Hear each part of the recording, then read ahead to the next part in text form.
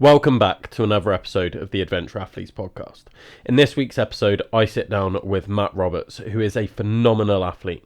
Now, I only heard about Matt from a recommendation for the podcast, and what a recommendation it is.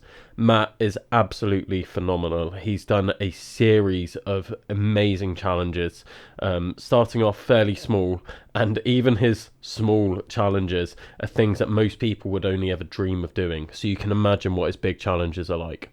I'm going to save more information on that to the podcast, but I recommend sticking around, even though it is a 3-hour long episode. It's definitely worth the listen. Now, just before we get into the episode, I just wanted to talk a bit more about the outdoor adventure days that we're doing as adventure athletes. We've got a whole range of outdoor days, from the Penavan Horseshoe, a 16-kilometre hike taking you through some of South Wales' greatest mountains, going all the way up to the National Three Peaks and everything in between, with a big emphasis on Wales, of course, because that's where we are, and Wales is absolutely phenomenal. So if you want to book on for those, head over to adventureathletes.co.uk to find out a bit more about what we've got going on and to book on. We're only improving the quality of what we're doing at Adventure Athletes. Everything is getting bigger and better, literally week by week. Like, I cannot count how many things we've got going on that is just going to sort of accelerate the brand and give what we offer you guys even more of an edge. It is absolutely phenomenal what is happening behind the scenes, and I'm really excited to bring it to you guys now. But with the improvement in quality, the price will increase as well. So if you want to get yourself on a fairly affordable adventure for such a high quality, now is the time to do it. As well as that, we have just started our YouTube videos. We're aiming for weekly YouTube episodes, but this all depends on how much time I have to edit, because I am currently doing it all on my own. It's a time consuming job, but it's very enjoyable. I love doing it. It's just keeping on top of a weekly podcast episode, a weekly YouTube episode, and also running the business. So I've got all my coaching clients that I'm looking after. I've got my sports massage that I'm doing. I'm running classes in different gyms. There's just a lot going on. So yeah, the YouTube stuff is the last of the priority, but it's fun. So I try and manage that as and when I can. And hopefully that's just going to grow and build over time. But for now, enjoy the podcast. What was your call to adventure? My call to adventure was actually a healing process from my past. So when I was younger, I had a lot of crap happen that we'll probably go into in a little bit. And I had a rough time as a teenager, from my parents splitting up through to being sexually abused, friends dying, uncle being murdered, my other uncle died in a helicopter crash. A lot of things happened when I was young, and when you're trying to grow up, I guess you're looking for answers and you can't find them. So for me, I ended up doing things like the 10 tours, the 3 Peaks of Yorkshire when I was young, and just getting out in the hills. And then it was something that I wanted to do more of, but I had to fix my life up. So I was doing small things in the background over and over. And then I came out of a sort of long-term relationship and went mental at it. And that was that. It was a big part of healing myself and growing up. Yeah. So most people, when they go through that sort of like rough childhood, like, you don't often hear them being like, oh yeah, so like I was like straight out in the mountains at a young age. It's usually like they've fallen into some quite serious bad habits first. Like, what stopped you going down that path? So I actually spoke to a psychologist at some point, and he said the difference between you and sort of like the average person is that the average person can't think outside the box. Even though I was in this situation where my head was all over the place, said you've got quite a high level of intelligence. So the big thing for you is that you found a constructive way of releasing the negative energy you have. He said whereas a lot of people will go down a very basic route and fall into the social normalities, your drinking, your drugs, all the things that you were referring to a minute ago, because that's what everyone else does. it's fitting in with the crowd. Where I didn't want to fit in with anyone else. Quite the opposite. I wanted to take myself out. And actually, one of the things is when all of that stuff happened to me when I was younger, I felt like I had no control over my life, but I still had to go through these tough times. So all the adventure side of things and the things I've achieved, and me putting myself back in that position, but having the full control, so it gives me a bigger sense of self-worth. Yeah. And through being in the mountains, which anyone who's been out on some of the bigger challenges in the UK anyway, you know, your Three Peaks, your Welsh 3000s, which you've done. So these put you really at a disadvantage to Mother Nature, and you've got to survive. It's not a case of winning, it's just surviving, and that's something that I did back when all this stuff was a little bit fresher. But yeah, it gives me a sense of self-worth. Yeah, it's really refreshing to hear that, like, you don't have to go down that route before being like, oh, this is a bad idea, like, let's change. Because that's the typical thing, right? Like, the amount of people you'll see on Instagram, especially, like, how many people do you know that have got sober either from drink or drugs, and then it's like, right now I'm into mountains, and like mountains has been the thing that's changed their life and got them away from that. But it's like, why not just go straight to that? Like, to be honest with you, I think it's based around, like I said, things like social norms. You know what I mean? How many people really are confident in the mountains in this country? A very small amount. How many people drink in this country? Most. You know, we are all products of our surroundings, of our environment. I grew up in an environment where neither of my parents smoked. I don't smoke. You know what I mean? Neither of them were heavy drinkers. My dad hasn't drank for over 30 years. I now haven't drank for nearly 1,000 days. So, I had, don't get me wrong, they weren't all positive habits around me, but I dug into the things that I respected. I was like, oh, he doesn't drink. You know, neither of them smoke, neither of them. Well, then you see my brother does drink and smoke, but then he is completely into social norms and doesn't adventure at all. I'm the complete opposite end. He, you know, and this isn't speaking badly of him at all. You know, everyone does it. You know what I mean? Or most people do it. Yeah. But you know, I wanted to be different. My life motto is never be average. And if most people are doing something, in my eyes, that's average. I don't want to be like everyone else. I want to leave a mark on this world where people go, you know, I might not have liked everything he did. I might not have even agreed with half the things he did, but damn, he went out and he laid down a pretty serious message. He achieved things. You know, I want to take sort of his mentality and his never say die attitude and instill that. I want to be able to leave a mark on all of the young people and even the adults that I coach in my life, and you know, and if I was to die tomorrow doing something that I love doing, I want them to look at it and go, he left a positive mark. Yeah. What makes you different from your brother then? Because like that's quite interesting to hear that you're like, well, I respected that my dad didn't drink or smoke, and like that sort of led me down that way, but then your brother who grew up in the same environment as you does.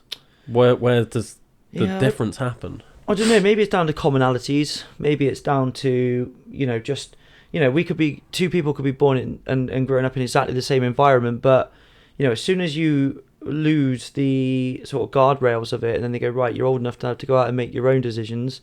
As soon as decisions are made on you, everyone has the same decision to make, but they don't necessarily make the same one. So for me, I very much am what I would call an introverted extrovert. So I'm very much in public eye all the time on things like this. I'm out doing adventures. I'm out running several businesses and it's going to be a charity pretty soon with 100 Strong. And I'm very creative by nature. So my brain will not look at something straight on and take it for face value. It'll think around the box, or like it'll think outside of the what is very obvious. Whereas my brother, I think, thinks very much of the obvious. So, you know, he's very happy to take a career where he's got a solid regular income, and quite rightfully so. In this day and age, it's hard to go out and make money on your own. He wants the security, so he's taken that route. Whereas for me, I'm a business owner, I'm an entrepreneur, I'm an adventurer. All things that rely on hard work to be success. Don't get me wrong, you've got to work hard in your salaried career.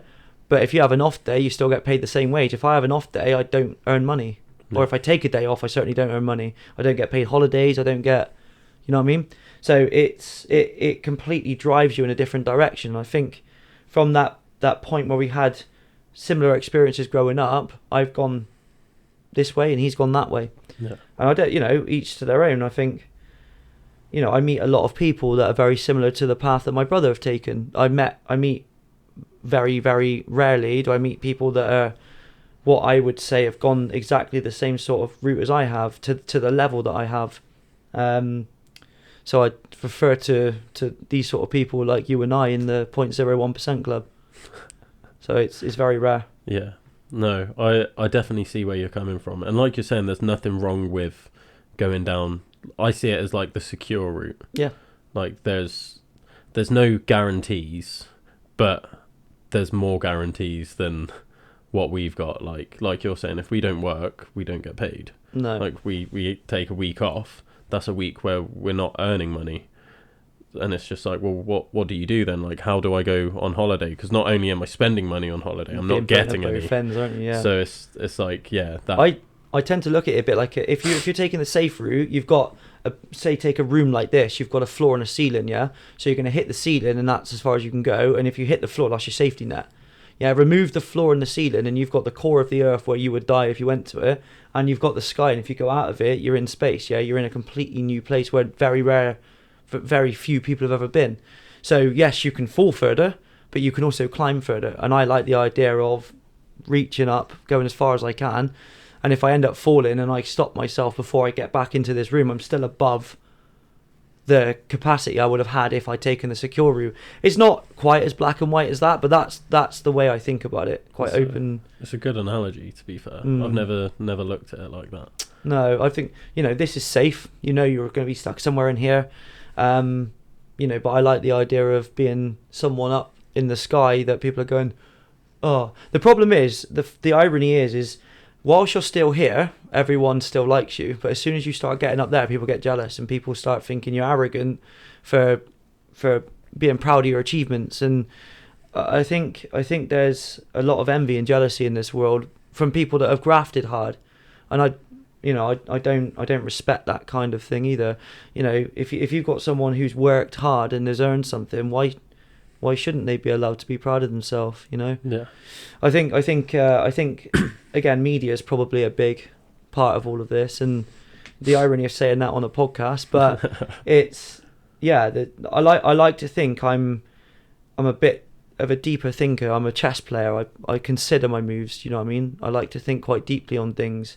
I'm very hot-headed as well, so I have a very quick surface temperature. But my strategy is always long-term, and that helps me. Whereas here, I can be very comfortable. You get your holidays because you get paid to go.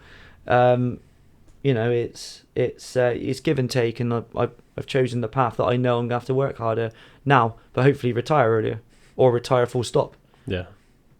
Yeah, that's something that's becoming harder and harder to do, is retire.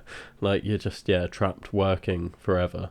I personally can't see myself ever retiring, but not in the sense of, like, most people where it's like I've worked so hard to get to that point and then I can relax. Yeah. It's like I just love the process of what I'm doing so much that I just can't picture ever not doing it.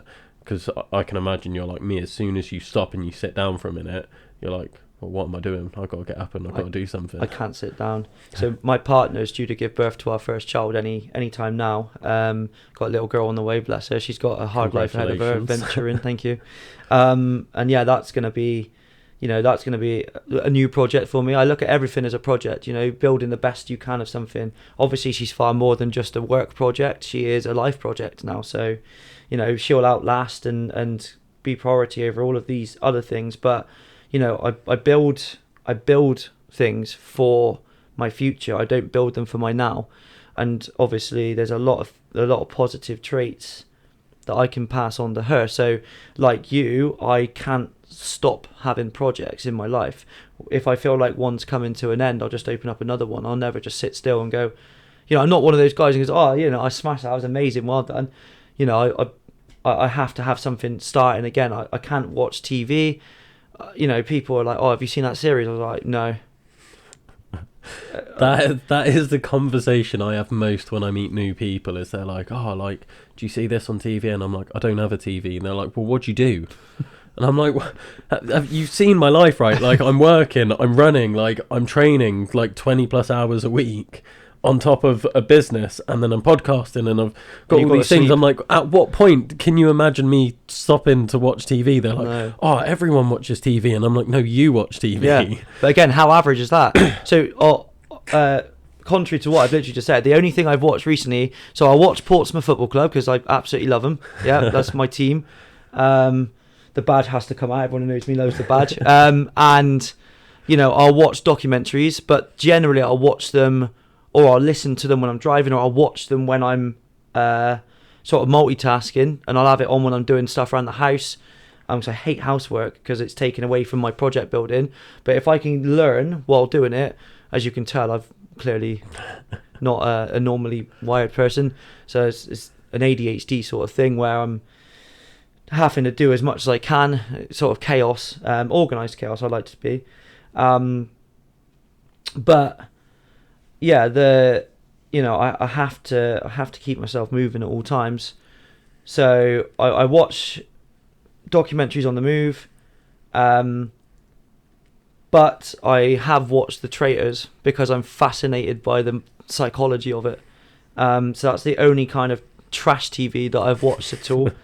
But again, I'm 3 episodes behind that now as well. You know what I mean? I love SAS Who Dares Win. I watched the first 2 of the series. I haven't watched the rest.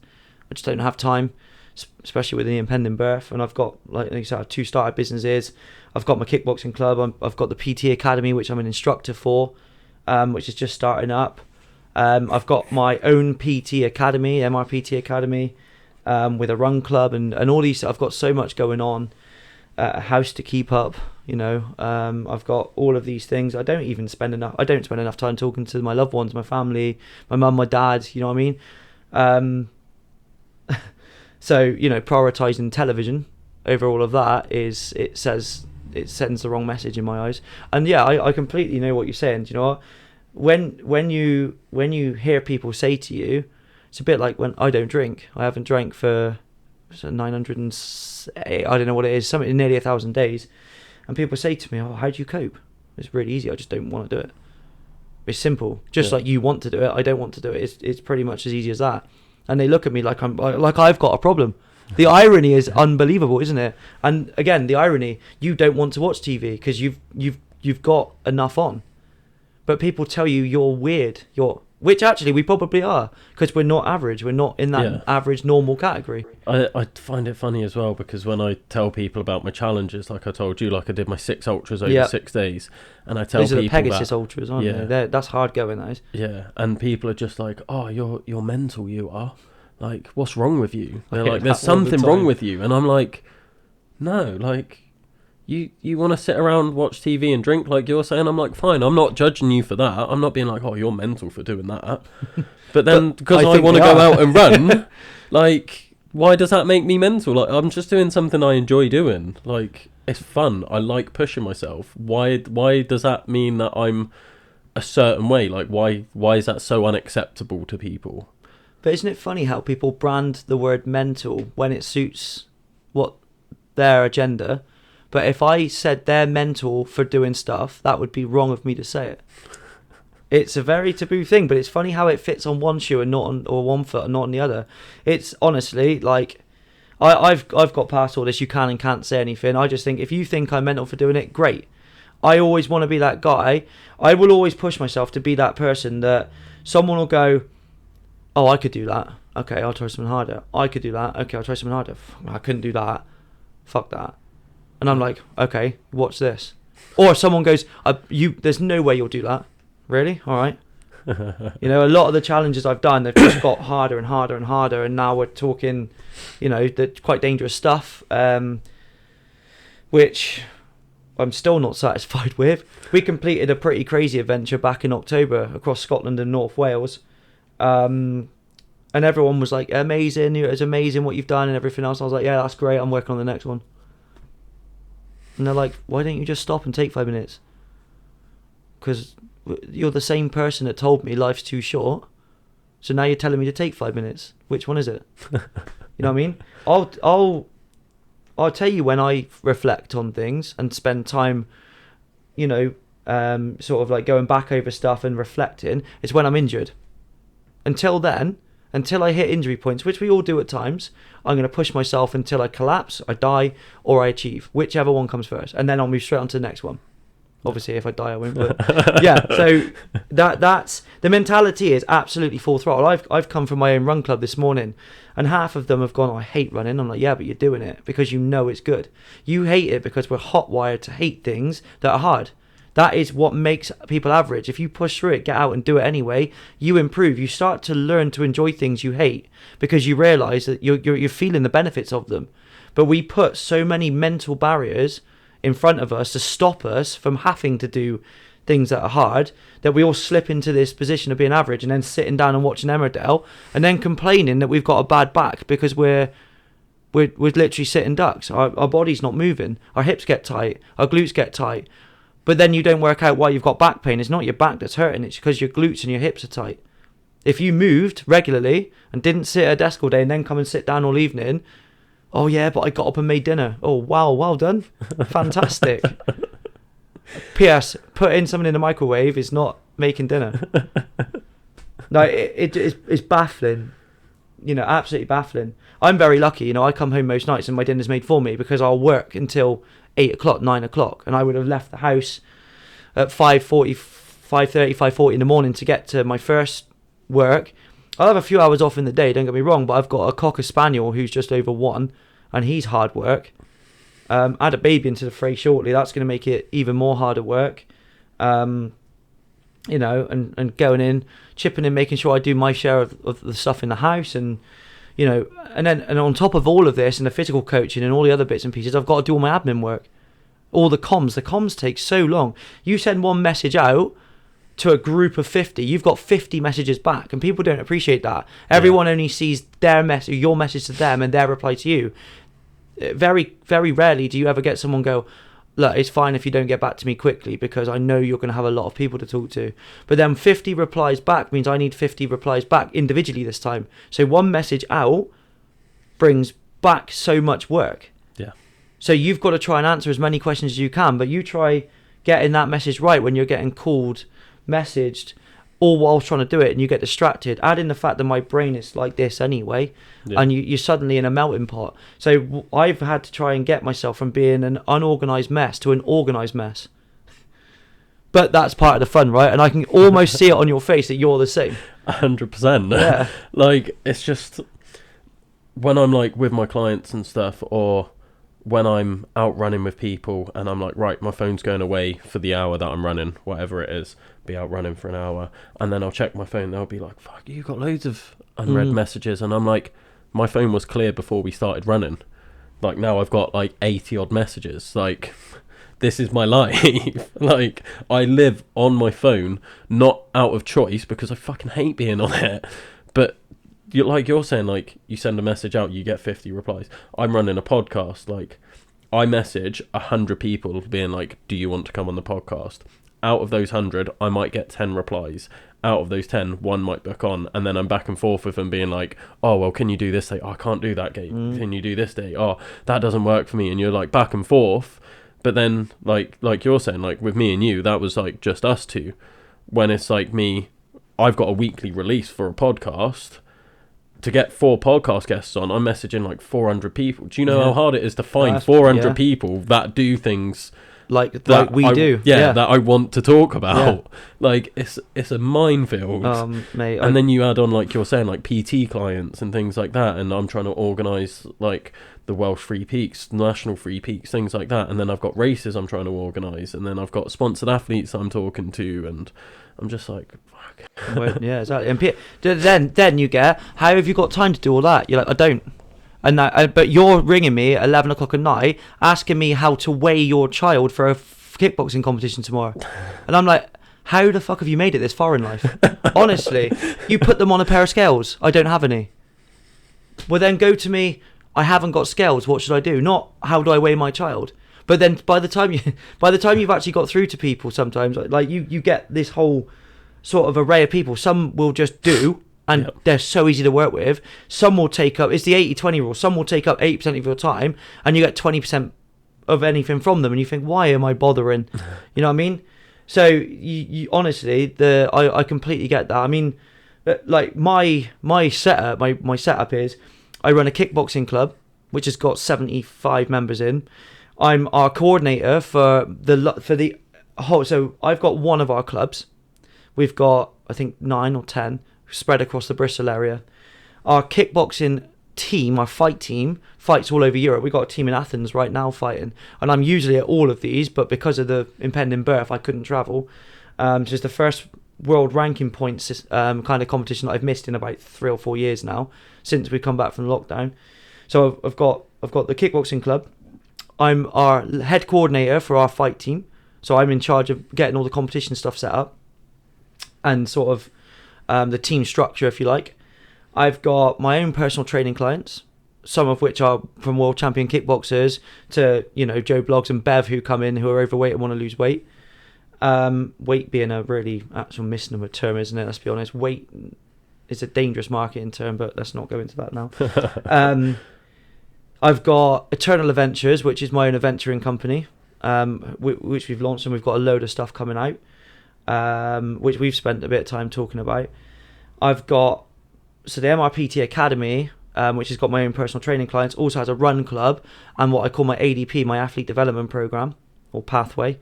So that's this lot. So I've come from my running club this morning. I've also got 100 Strong, which we're turning into a CIO charity, which we've done 10 core challenges for and a load of sub-challenges, and I've been running that since 2019. That's my main source of healing in life. I use that to make a positive difference for communities and society whilst healing my own scars, so it's a real nice thing for me. That's what, 7 or 8 things right there. Straight away, I run morning morning fitness classes for Epic, who are the academy, the fight academy, who have a club with. That's off the top of my head. I've also got Axis Visuals, which are a videography company, which we've just launched, and I've got 3 business partners in that one, and we're going to be going out doing lots of filming in the outdoors and event filming and everything else. So you start looking at, there's nine things right there before you take into account a one-year-old puppy, Cocker Spaniel as well, so he's nuts, a baby, a house, family. You know what I mean? You start thinking to yourself, oh shit, like how and then you start thinking, okay, if you divvied up time, realistically I can't sustain that. That's when you then start delegating on tasks and trying to work with people, and you've got to have really good communication and organisation skills. Me 15 years ago, not a chance. Me now, every chance. And this is the difference. I've taught myself and I've prioritised. I don't drink, I don't smoke, I don't do drugs, I don't go out and do stupid things. I can't remember the last time I went to cinema. Years. I can't stand it. What's the point? Yeah. What is the point in spending extra money to sit and watch on a big ass screen where people are start chatting next to you and ruining your experience and crunching popcorn in things this big, and you think to yourself, this is so crap. Like, I can watch this at home without any distractions when it comes out in a year's time. I don't care about being the first to see it, but I do care about being the one to provide for my child, the one to provide opportunities for people in my community, the one to lead by example. You know, I'm a leader, I'm not a boss. I lead by example. I show people what I want them to do, show people a better way. I don't tell them what to do and don't do it myself. Yeah. Which I think is one of the biggest differences. If you're a boss, people don't respect you, they fear you. If you're a leader, they respect you and don't fear you. And we can't be ruled by fear. Don't get me wrong, some of my kickboxing students will fear getting on the wrong side of me, because in an elite sport environment, you have to be tough. Same in the business. You know, if I'm in a boardroom and there's a serious problem, it won't be a personal thing, but from a business standpoint, I will protect my business. Yeah. I will be not hostile, but I'll be aggressively trying to find a solution. It won't be you're a fucking dickhead, but it'll be you need to sort yourself out, and it's direct. People don't like direct. Yeah. No, I can completely see that. And then when you're saying about doing all of these things, the main excuse I hear from people is, I wouldn't know where to start with that. And it was like, do you think I did when I started? Like, how many mistakes did you make starting up? I'm still making mistakes. Like But I was they're saying scared about the to make podcast mistakes. and everything, I'm constantly checking, being like, is it still recording? Because I've made that mistake so many times, being like, okay, it's still recording. Like the amount of times I've done a podcast and just forgot to press record on the audio. So and you've I've had a just whole conversation and not Yeah. record anything. yeah. Wow. But like But now look at me. yeah, I was gonna say, now look at where and you've got to. it improves and it builds. And there was something I was watching the other day actually where they were talking about your mistakes, and it's actually a coach that I really respect, Chris Speed, phenomenal coach. He is like one of the only coaches I look up to as a coach. And I was watching some of his Instagram content. He puts out the best content, and he was like, if you are scared to put yourself out there, you're not going to grow. And then he was like, by putting yourself out there, if you then make a mistake and then you just like fuck, like everyone thinks shit of me, whatever it is, like everyone's got this really negative view of me because I fucked up. If you stop there and be like, right, I'm going to go back to being in myself, that's going to be everyone's lasting opinion of you. Yeah. Like if I made like the first, like say it's 20 podcasts and they're all just shit, the audio's awful, and I'm just like, I'm not cut out for this, like I'm just not going to do it, everyone would be like, oh, that's the guy that tried starting a podcast and it was shit. If you keep going over time and it gets better and better, and you still make mistakes, but like I've got new mics, I've got new cameras, the quality's better, I'm learning how to do the audio better, people fucking forget the first 20 episodes. They're like, wow, like look at this podcast, and like it's really professional. The actual beautiful thing about that is, though, by definition, this should be your best podcast yet because it's the most recent. You're learning every time, yeah? Yeah. But in 2 years' time, when this is 200 episodes, well, this one is shit compared to what you'd be producing at the time. The beautiful thing is, people are watching you now going, wow, that's really cool. But for people that haven't met you yet and will meet you in 2 years' time, what you'll do then, they'll look back at today's podcast and they'll go, cool subject matter, not as good as the recent ones, and then they won't even like bother watching them all. You know what I mean? They'll just go, I only want to watch the ones that are coming out next because they're going to be better and better. Yeah. That is the beauty of it, isn't it? Like, you know, what I achieved, the first few challenges I did, they were hard. But I look at them now and they don't even appear on my top 10 things that I've achieved. Now, this is a really interesting topic. I've never made the link like I just did, talking about like the podcast and that getting better, and linking it to the same as training. But I've been having this conversation a lot recently with people that are like, I look back to when I started running, for example, and they're like, oh, I can't believe that, like, or lifting weights is a great one. They're like, I can't believe like how many times like I fucked up and how many years I wasted training like that rather than training like I do now. And I'm like, you had to do that to get to here. That's not wasted time. Same with my podcast. Like if I was waiting for the perfect, like, oh, I'm going to get the perfect setup, make sure I've done all this, it'd never happen. And so linking that, so I'm about to have a baby. If my girl come out and started walking straight away, everyone would be like, that's amazing, yeah? But she won't. She'll fall over, she'll crawl, she'll eventually learn to sort of take a few steps and fall, and then she'll start to walk, and then next thing you know, she's running off and you've got to try and keep up with her.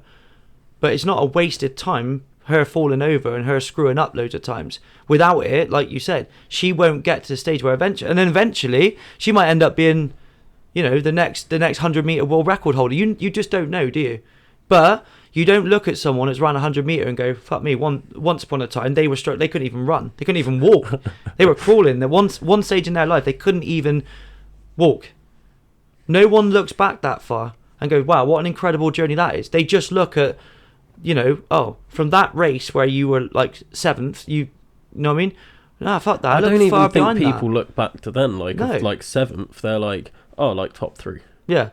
Like, no one's considering, like, if I turn up, I'm probably a bad example for this, but like, if I turn up at an ultra, people aren't looking at me being like, he's going to win. They probably do in the sense because I've done these challenges and stuff. So although I've not won a race, they're looking at like the mindset it takes for these challenges. But you look at someone like me, like I've come like top 10 a couple of times on 50Ks. You look at other people that are top 10, you can't name them.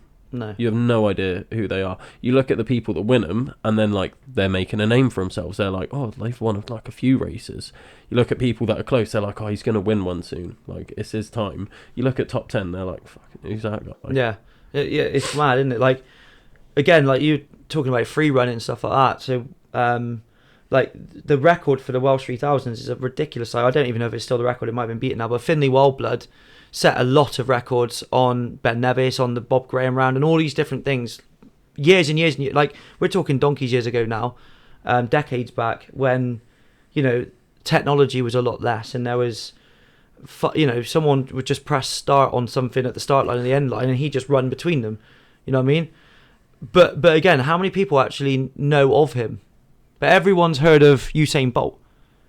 Yeah, so in our world, when we're achieving these things, you could be a top 10 or you could be a top 2 athlete for an OCR. Still, people like Tough Mudder, everyone knows of it, but who can name the number 1 Tough Mudder winner? No one knows. Yeah, but everyone would tell you who's won gold at the Olympics, which is ironically another amateur sport. So popularity wise, our sport is brutal, but some of the athletes in our sport are superior in a lot of ways to these pro athletes, these pro runners. They've got a very simple task of running from one point to another, 100 meters. Their training is done for them. They've done all of this because they're heavily funded. In our world, we do everything ourselves. We have to trial and error and get things wrong ourselves. We have to go back and fall over 100 times. They get picked up. We have to pick ourselves up. Yeah, they get a mentality coach, talk to them and pick them up, and a nutritionist. And all. We do it all ourselves because we don't have that level of funding. So actually, when you look at people in our world who go out and do these crazy things, and some of them, people like me, you know what I mean? I don't see myself as superhuman. I'm just a normal guy that has an above average mind. Yeah, my mindset is above average. I won't let myself die. I won't let myself be beaten. So my mentality is even if I get put down, I'm going to come back and I'll keep going until I do it, or I'll just try harder, or I'll try something different, but I will keep trying it. Yeah, and it's like the big thing is I've had to teach myself how to do that from some shit that happened when I was younger. You know, it started off when I was about 10, and I'm 35 now. I had to think about that, and it's taken me 25 years to get to the point I'm at right now, sat on this sofa. Yeah, to the point where I've achieved things enough for people to recognise me, to, you know, put my name forward to appear on podcasts.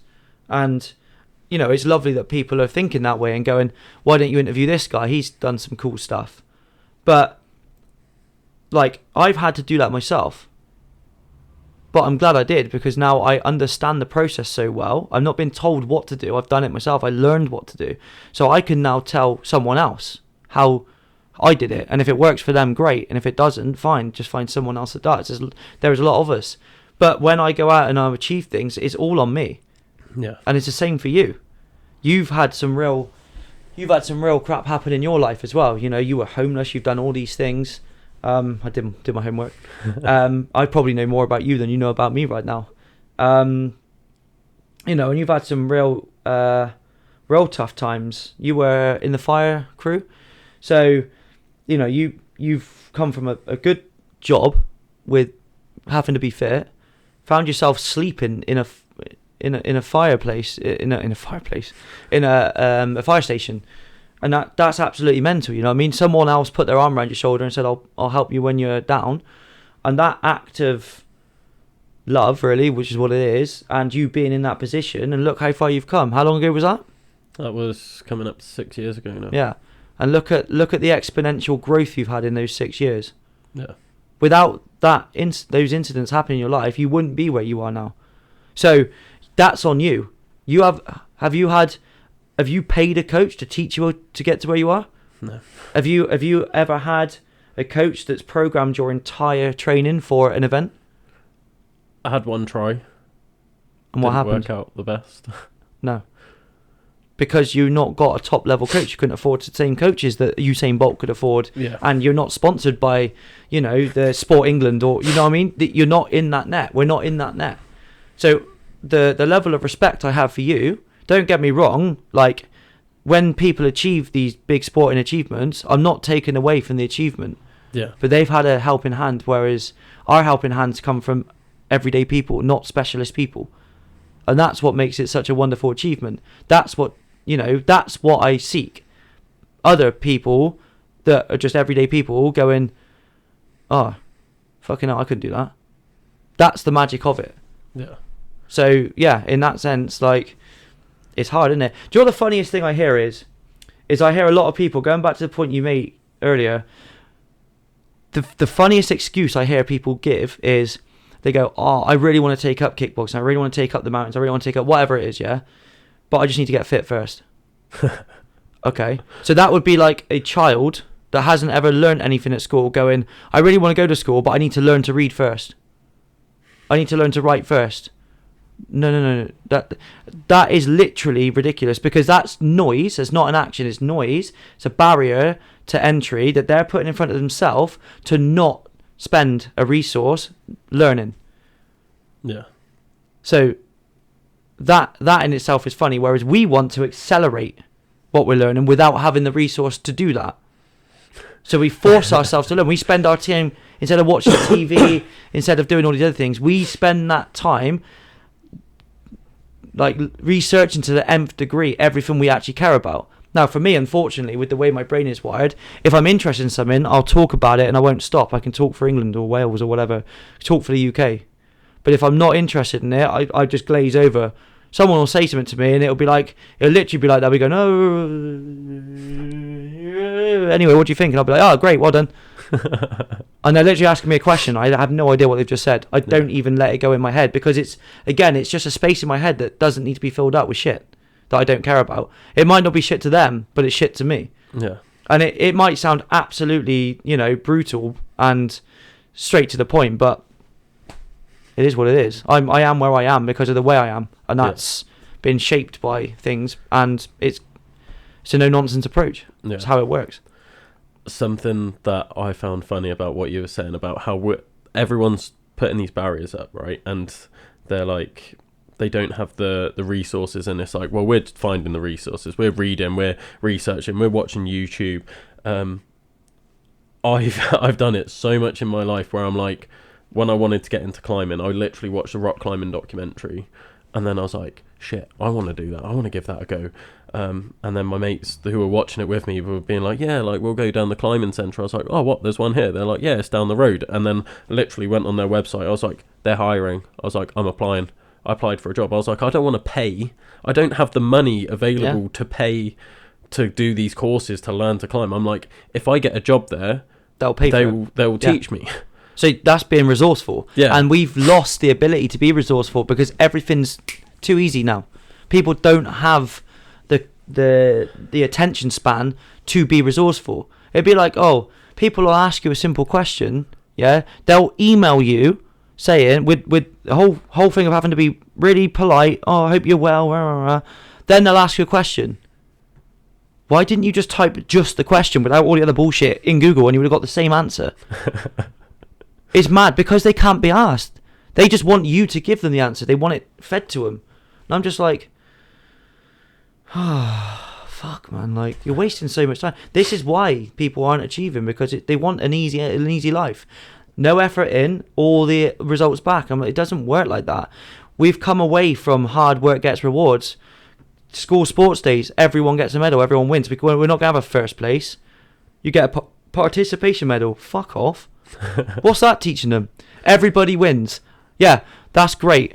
And then I'm stood there in front of my kickboxing class going, guys, as much as your school says everybody wins, unfortunately, when you go for a job interview in 10 years' time, only one job available and there's a pool of 20 of you, they're going to be taking the candidate who is the best. So if you're just average in that crowd, you've got no hope. You're wasting your time. Just accept you're going to get a job cleaning toilets in some kind of very common place that everyone eats out at. I'm not going to name something at the risk of a slander claim, but yeah, you get what I'm trying to say. Yeah, look at on that point, look at how easy is it to be above average now? Not hard, because the average is so low. Yeah. So like, you're looking at them and being like, yeah, only one of you is going to get that out of the 20. One of you's getting that job. But 15 of them are useless. And then it's just going to be like, put in a little bit of effort. But when you start putting in a little bit of effort and you start being like, oh, okay, like, it's quite easy to get better. Yeah. It's quite easy to get better. Oh, like, I can still be better without that much more effort. And then it snowballs, and then you end up like us, where it's like, how can we get better? Like, what's the lowest hanging fruit? Where's all this, like, where are all the gains? Like, what books do I have to read? What podcasts do I have to listen to? Like, where am I getting this information from that's going to help me get better? Like, what effort do I need to put in? It's a scary thing. This is very controversial, so this is probably going to get you some it's going to get me some hate, I reckon. But I think generally the gene pool is getting diluted. Okay. So I think there is a whole thing out there where people that are intelligence driven have less kids or spend longer before they have kids, and the reason why is because they're achieving and then they bring kids. Don't get me wrong, it's not always, that's a generalization, but if you take that general approach, that is how I see it. There's a lot of people that can't be asked to go and get a job, so the benefit system in this country will support them if they have children. The government's just got rid of the 2-child cap, haven't they? Yeah. So now you can get paid loads more money the more children you have. So there's going to be a boom in childbirth, which is ironic considering I'm just about to have one, but I haven't got 5 kids. You know what I mean? I'm not getting paid to have kids. I'm paying to have my kid. I'm going to provide everything she needs. So when you look at that, so if the parent ethos is have children to earn money and that's how I want to survive, what kind of message does that send down to the 5 children that they've got? Whereas if you've got someone that's high achieving, that's prioritised that in their life, and they've got 1 child, 2 children, those 2 children are going to take a much more positive message from that and go, oh, that's the example that I've had given to me. Yeah. Whereas if you're again, we're talking about being good. If you have 2 children, 1 sibling, yeah, then the chances are one of those are going to be quite successful, or maybe both. If you've got 5 children, there's not anywhere near as much likelihood that 5 of them are successful. So, and you're dividing your resource between 5. So you're actually not even able to give them the same opportunities that you were able to give 2. I'm not saying having 5 children is a bad thing. What I'm saying is like, to me, I think there are too many people that don't care enough about the outcome of how they bring those children up, i.e. they can't be asked to take them to an extra club in the week. They'd rather sit and watch Emmerdale because that's time for them. Well, no, as soon as you choose to bring that human into the world, you sacrifice for yourself. So I think that whole system is flawed, and I think because of it, you're less likely, because of the way the population's increasing, to find people. That 1 in 10 100 years ago has now become 1 in 1,000 because the population boom. But the population boom isn't up here, is it? Do you get what I mean? Yeah. That's controversial, absolutely, and I'm expecting people to comment saying what a fucking idiot. But when you apply logic and not emotion, and anyone who actually writes back, oh, what a stupid comment, that'll be an emotional response to it without actually going beyond the surface value of what I'm saying. Very similar to how you've got all these arguments in the world now. Peaceful, we're peaceful people, blah, blah, blah. Oh, look, Charlie Kirk got shot for what he said. That's not a peaceful solution at all. And I'm not saying I agreed with Charlie Kirk in any way, shape or form, but I'm just proving a point. He was trying to come from logic. People emotionally responded to what he did by killing him. And that in itself lies another issue we have as well. I try to apply logic to the way that I coach, the way that I speak, the way that I live my life. Not emotion. Try. We're emotional beings. I get emotional, but I try to apply logic to my working life. Do you know what I mean? Yeah. I think emotion is for your personal life, and I think logic is for your working life. And you keep emotion out of the other one and logic out of... Well, you keep logic with both, but you keep the emotion out of your public life, and that way then you make better decisions. And that's it. Coming down to a lot of what we're talking about, we make decisions. A lot of people try not to make decisions, and therefore they just float. But yeah. It comes from, like I said, your surroundings. If I'm surrounded by 6 siblings, for example, the chances are a few of them are going to be stupid. Yeah. And if I latch on and hold on to them, because they're gonna want to be around somebody naturally they're going to come towards someone that's a leader. But if that's who I surround myself with, eventually they'll dumb me down. They'll nullify my opportunities. Whereas if I latch on to the one that's very intelligent, or I am the one that's very intelligent, then I'm more likely to go on and achieve things. But again, you've got a 1 in 6 chance of that group instead of a 1 in 2 chance. So, yeah, bit of controversy today. But yeah, that genuinely, it's something that I've thought a lot about, and I think, well, you know, this is something that, with the population boom as it has been, and the other thing is we've had a massive population boom since the lockdowns, but a lot of our social skills during the lockdowns got hammered. Kids, or people generally, it was adults as well, sitting behind Zooms, sitting behind computers. All the schooling was done online. You know, you had babies being born with no physical contact for 6 months or 12 months or whatever it was, and you think to yourself, how damaging is that going to be? I'm seeing these kids starting to come through from my Little Dragons class in kickboxing now, and the amount of people that come through that have learning difficulties, that have social difficulties, that have social anxieties, that have a very different way to, you know, in the 90s when I was born, you were slapped, kicked, punched, you were just told to get on with stuff. Everything was very different. Now that approach won't work. You know, that everybody has a need of some sort, and it's such a different world. And I think to myself, wow, this is insane. Like, you know, the way that I'm having to coach is adapting over time. But the problem is where people are so much more emotional now, they put more barriers in place. So the most successful people are the ones that remove the barriers, not the ones that have the best product. Yeah.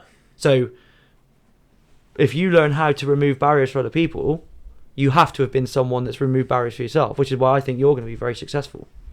You are successful already, but I think you are going to be very successful. We've had conversations about things that you're hoping to go on and achieve, and I think that's, I can see that being a big thing. Yeah. I'm looking forward to watching it, to be honest. Thank you.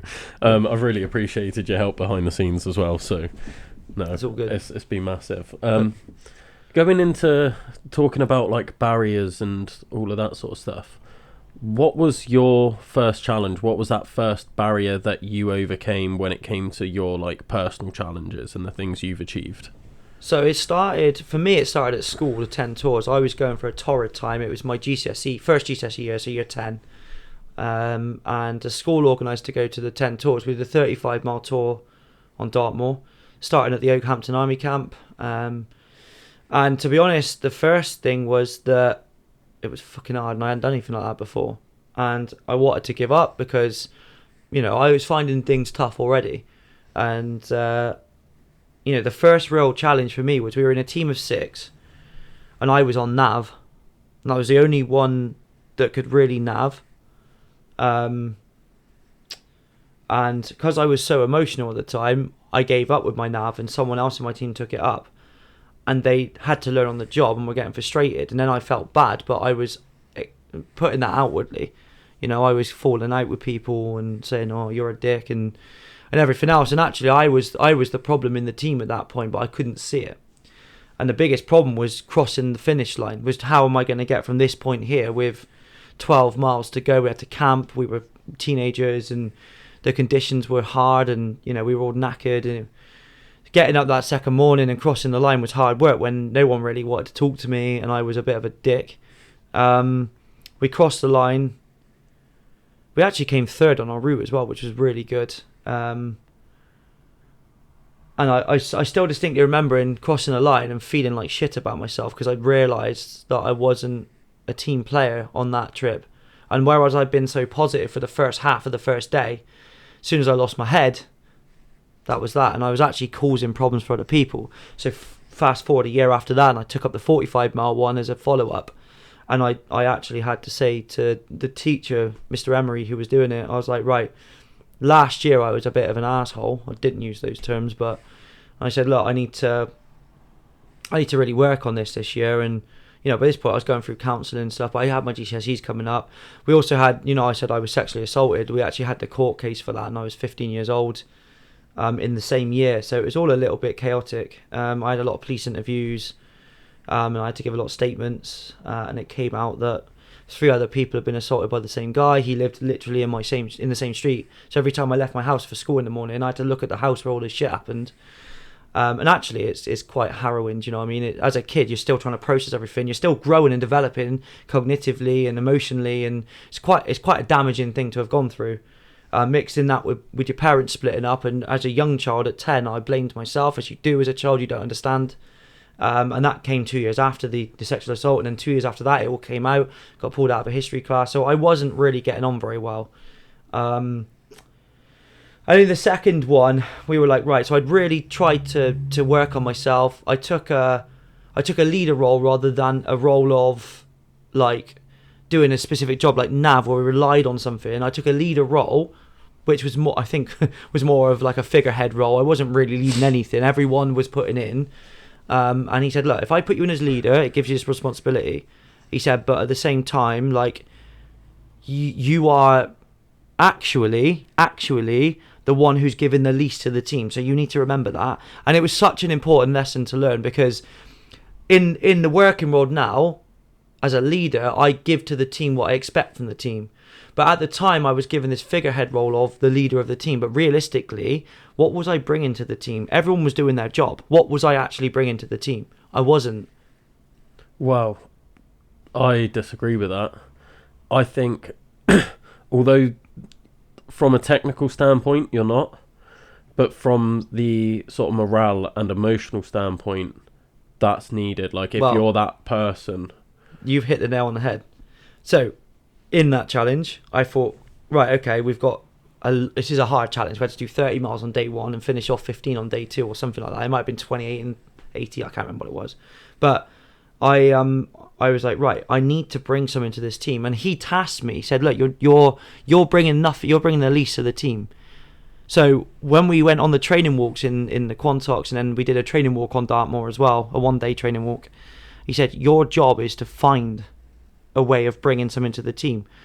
And on that last training walk before we went down and did the event in the May, we went down in the April, I was like, well, if I can't do anything else, the least I can do is pick people up when they're down. And if I'm being that positive person, it'll keep me in that positive mind frame. So that's what I did. Now, the irony being, actually on this course, we were actually so ahead of time. We were first in our route, because one thing I was extremely fit. Yeah, we were first, and I was trying to do the pacing and everything else with it. I found that role within the group of being sort of like a motivator, and that's what a leader really is, isn't it? And that's where I first learned how to lead. Obviously, it took me many years after, but we got into we were so far ahead on our route. We literally got into the camp, and we beat the cut-off time to go on to the next checkpoint. We could go up to checkpoint 9, which would have only left us the minimal amount of time. We could have actually, if we got up quickly and shot on, we could have set possibly a record on that course. But very sadly, the weather was terrible. The rivers were flowing really fast, and a girl actually slipped in and died in the river. So they halted the entire event, because obviously it was a teenage girl. We were only 14, 15 I think at the time. And they hemmed us all into this. There was so many of us hemmed into this 9x9 tent. And they come up with a load of jeeps, picked us all up and took us back to the camp. And then no one really known what had gone on. There was rumours circulating. When we got back into the thing, they put us all in this huge hangar where we'd all done our kit check-in and all of our pre-assessments. And they said, we're really sad, but so I can't remember her name now. You probably look it up online, but she died. She fell into a river, and the river took her away, and her teammate couldn't save her. He almost died in the process of doing it. And yeah, that was in 2006, May 2006. Or was it May 2007? Christ, I can't even remember now. Maybe it was maybe it was May 2007. It was one of them anyway. And yeah, so that put an end to that one, which is mad. So then the year later, I went and did... No, it was the same summer. It was 2007. So that was before leaving school. I did my GCSEs. I came out. We did the Yorkshire 3 Peaks, which is a great challenge. If anyone wants to do that, it's a really cool challenge. It's a 1-day thing. And you take on 3 peaks in the Yorkshire Dales, which they're really beautiful. And then I took a long hiatus from it when I tried to rebuild my life, basically. And then I fast forwarded to 2014. So I'm a Krav Maga instructor as well. And been doing Krav Maga for a while. I went out to Israel or Palestine or whatever you want to call it, but it was definitely the Israeli side, because obviously Krav Maga is an Israeli thing.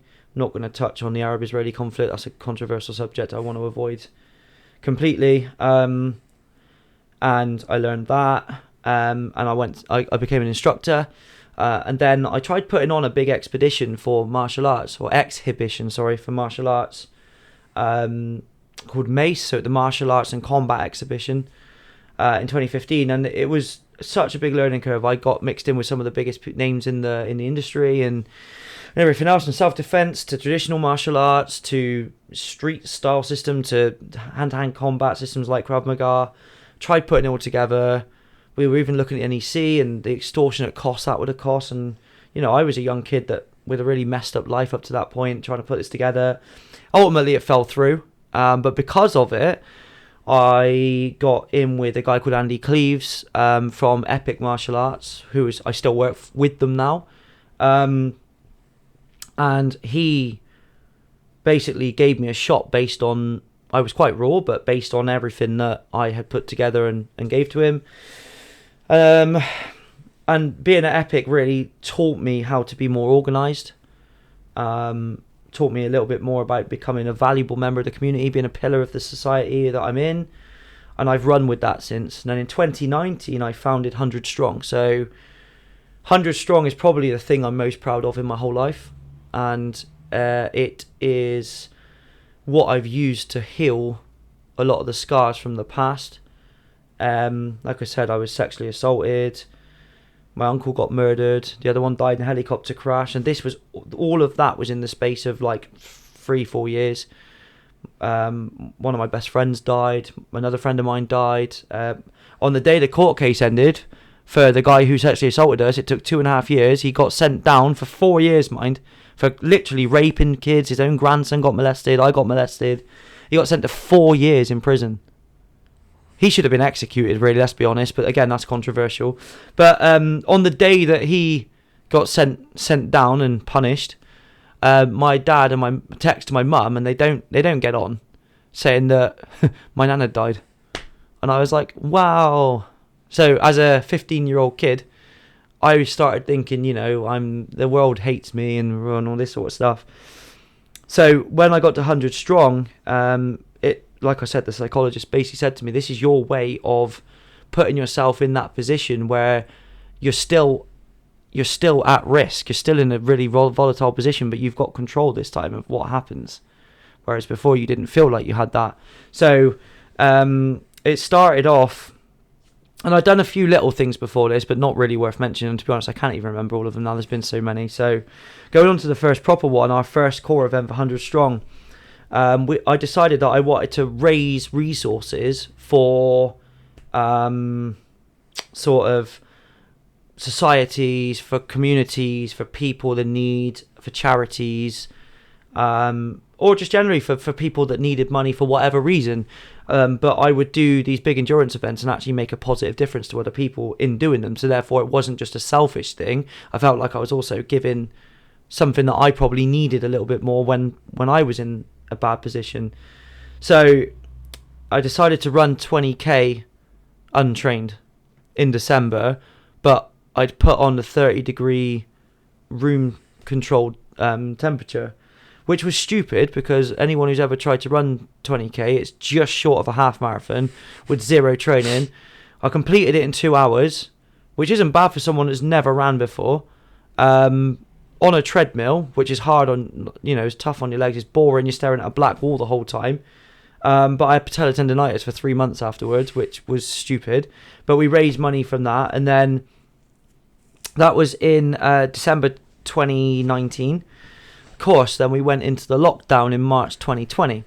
And I thought, okay, well, I was just about healed up from the patellar tendonitis at this point, and I thought, oh, right, well, let's do another crazy one. But obviously then at this point, we were confined to our gardens. But anyone who remembers, it was a beautiful summer, wasn't it? It was an unbelievable summer. And I thought, well... Horrendous for the fire service. The amount of grass fires I was going into. I can imagine. How far were you covering?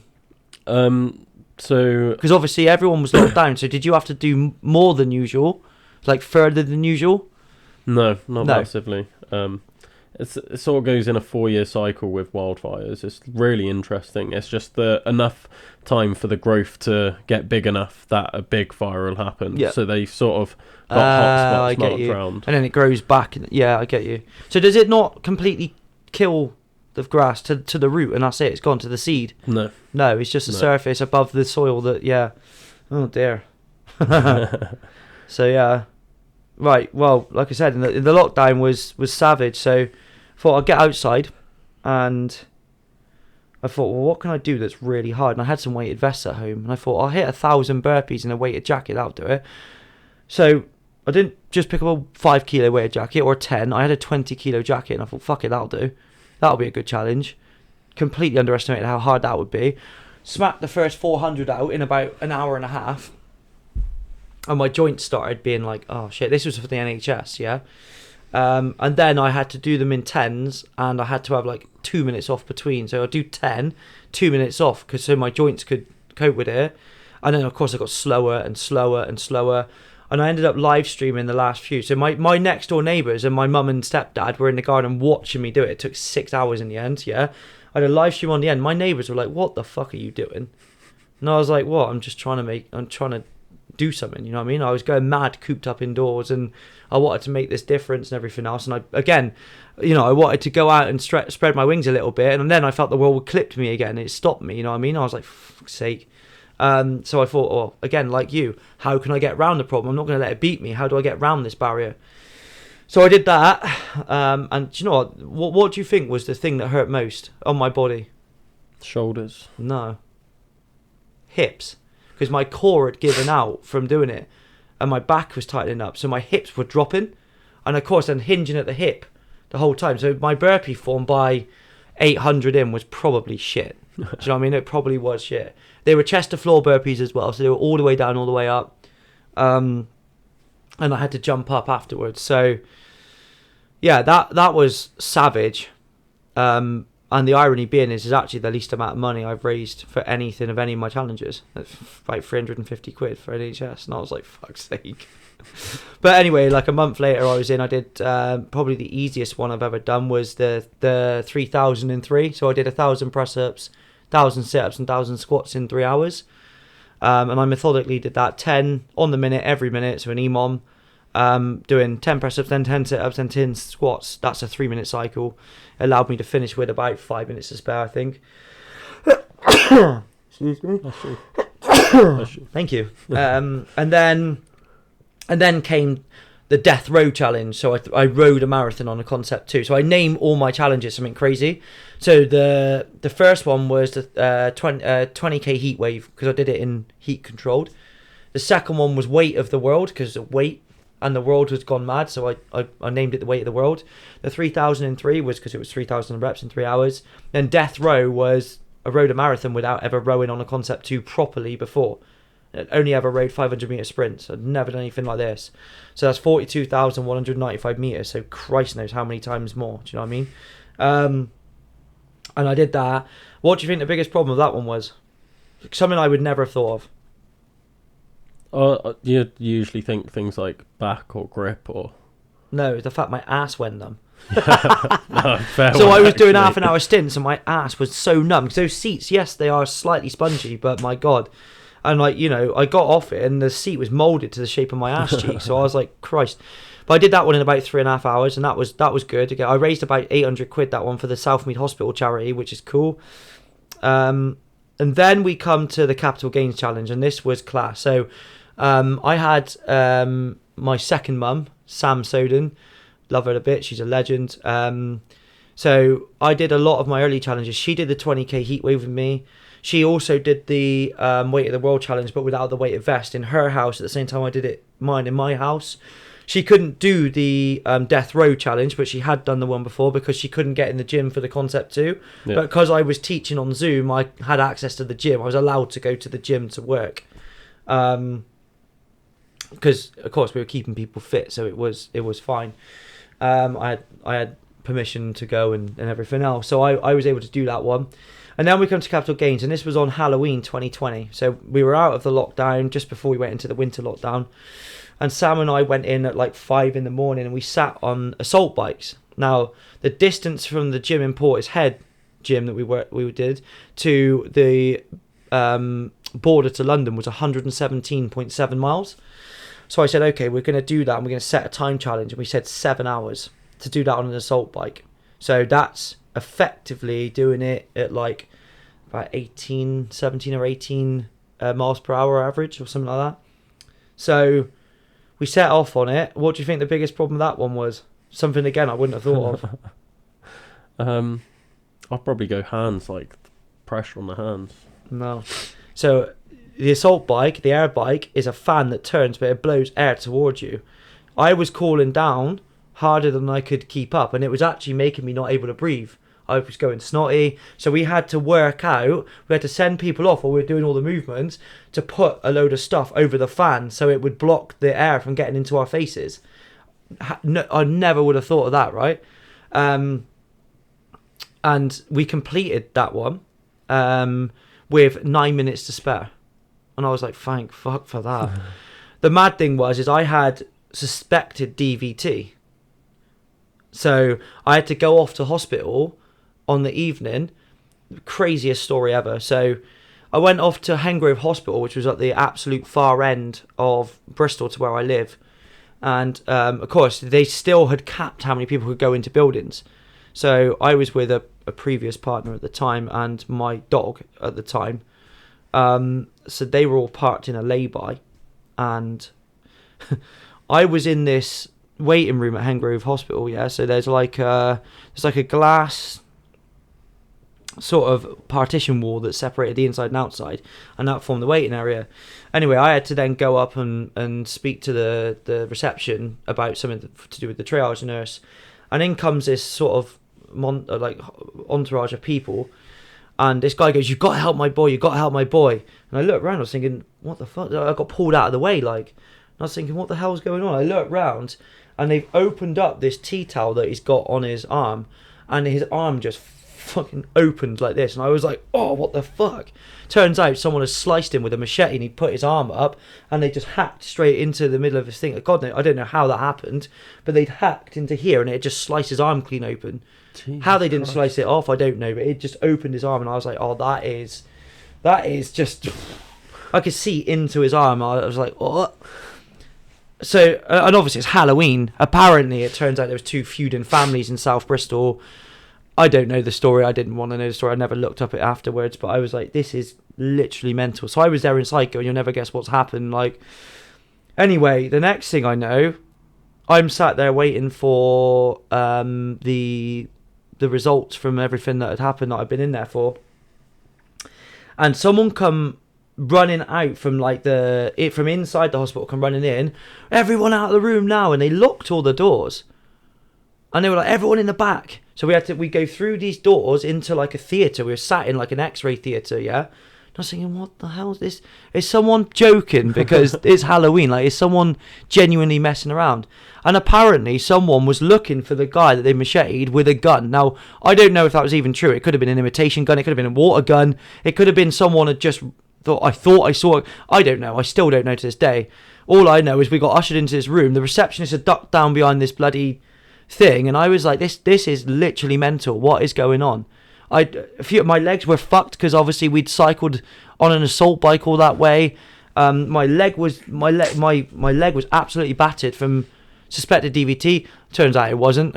So all of that was there for nothing, and it was the craziest day of challenge. Challenge was quite tough. Again, it wouldn't appear on my hierarchy of difficult things I've done, but I just remember thinking, like, what the fuck is going on? So that was challenge 5.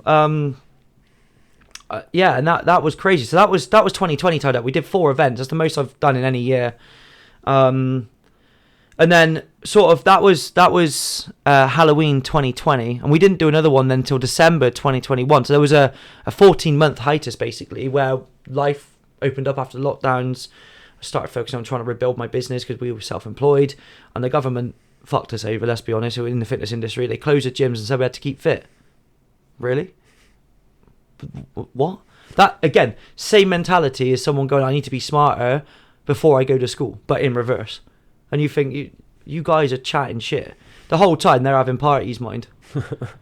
But yeah, anyway, coming away from what the naughty politicians do, the sixth challenge was a fun one. So we decided the challenge was called Some Like It Hot. Have a guess. So I know you haven't done any research, so it's fun. Have a guess. Some like it hot. My brain goes sauna. Yes. Okay. Absolutely. 100 strong, 100 minutes. Unbroken in the sauna. Wow. That is, mate. Here's the irony. I was more bloated after I came out. I hadn't shrunk, I was more bloated. And I think I drank something stupid like 10 or 12 litres of water that day, which would be enough to kill me on a normal day. But you're so dehydrated. I don't know how much sweat. I mean, we're talking 85, 90 degree sauna. This is a really, really... the first 60 minutes we were sort of talking to each other, and it was getting less and less, but we were still communicating. We were discussing stuff. We were keeping ourselves entertained. So this was myself and Sam, the girl I was talking about. She's in her 50s, man. She's a legend. And Lee, who's another Portsmouth fan, who was in 100 strong right up until about a year or two ago, and then sort of reclined away from it. But yeah, that was something else. After 60 minutes, you started feeling real weak and shit. And we had electrolytes going in, but again, how many electrolytes can you take in before you start needing the shits? Yeah. Yeah. So you had to be careful. We were trying to hydrate and everything. It was hard. And then you go from trying to cope with the situation to trying to find coping mechanisms. Yeah. So it was coping with the time, then coping with the heat, then coping with okay, I'm finding this hard now. After 80 minutes, it's full on survival. I only need to do another 18 minutes. How the fuck am I going to do 18 minutes like this? And sliding down, going from the top layer to the bottom layer, sort of like, and of course, at this point, my ADHD kind of was going off and I was all over the fucking place, but I was so fucked I could barely move. So my head was going, it was a mad experience. At 100 minutes, the photographer who'd watched the whole thing and captured some shots opened the door to cool the room down. This was done in a private sauna as well. And none of us moved. We were just sat there, just absolutely fucked. And I remember thinking, what the fuck? Of course, this was on the 8th of December 2021. So when we finally managed to move again, we got a picture of the three of us, and honestly, it looked like we'd been awake for 4 days straight, but bloated because of all the water I'd taken in. And we were like this, like, ugh. Anyway, we come out of there, and I laid down. So it was actually at a friend's house. It's got a very, very nice house with a swimming pool outside, and it's a beautiful place over at Cadbury Camp in near Nelsey, Bristol. And I walked outside right next to the swimming pool, and he's got these massive great ceramic slabs on the thing, and I lay down on it, and bearing in mind it was probably like 3 degrees outside, and my body temperature must have been ridiculously high. My body was like smoking and smouldering for about 8 minutes before the photographer said, yeah, your body's stopped smoking now. 8 minutes. I was like, fuck, 8 minutes. That wasn't even straight away, because you got to remember, it took us like 5 minutes after they opened the door and it was cooling down. So it's about 13 minutes worth of cooling down. I was like, mate, that's...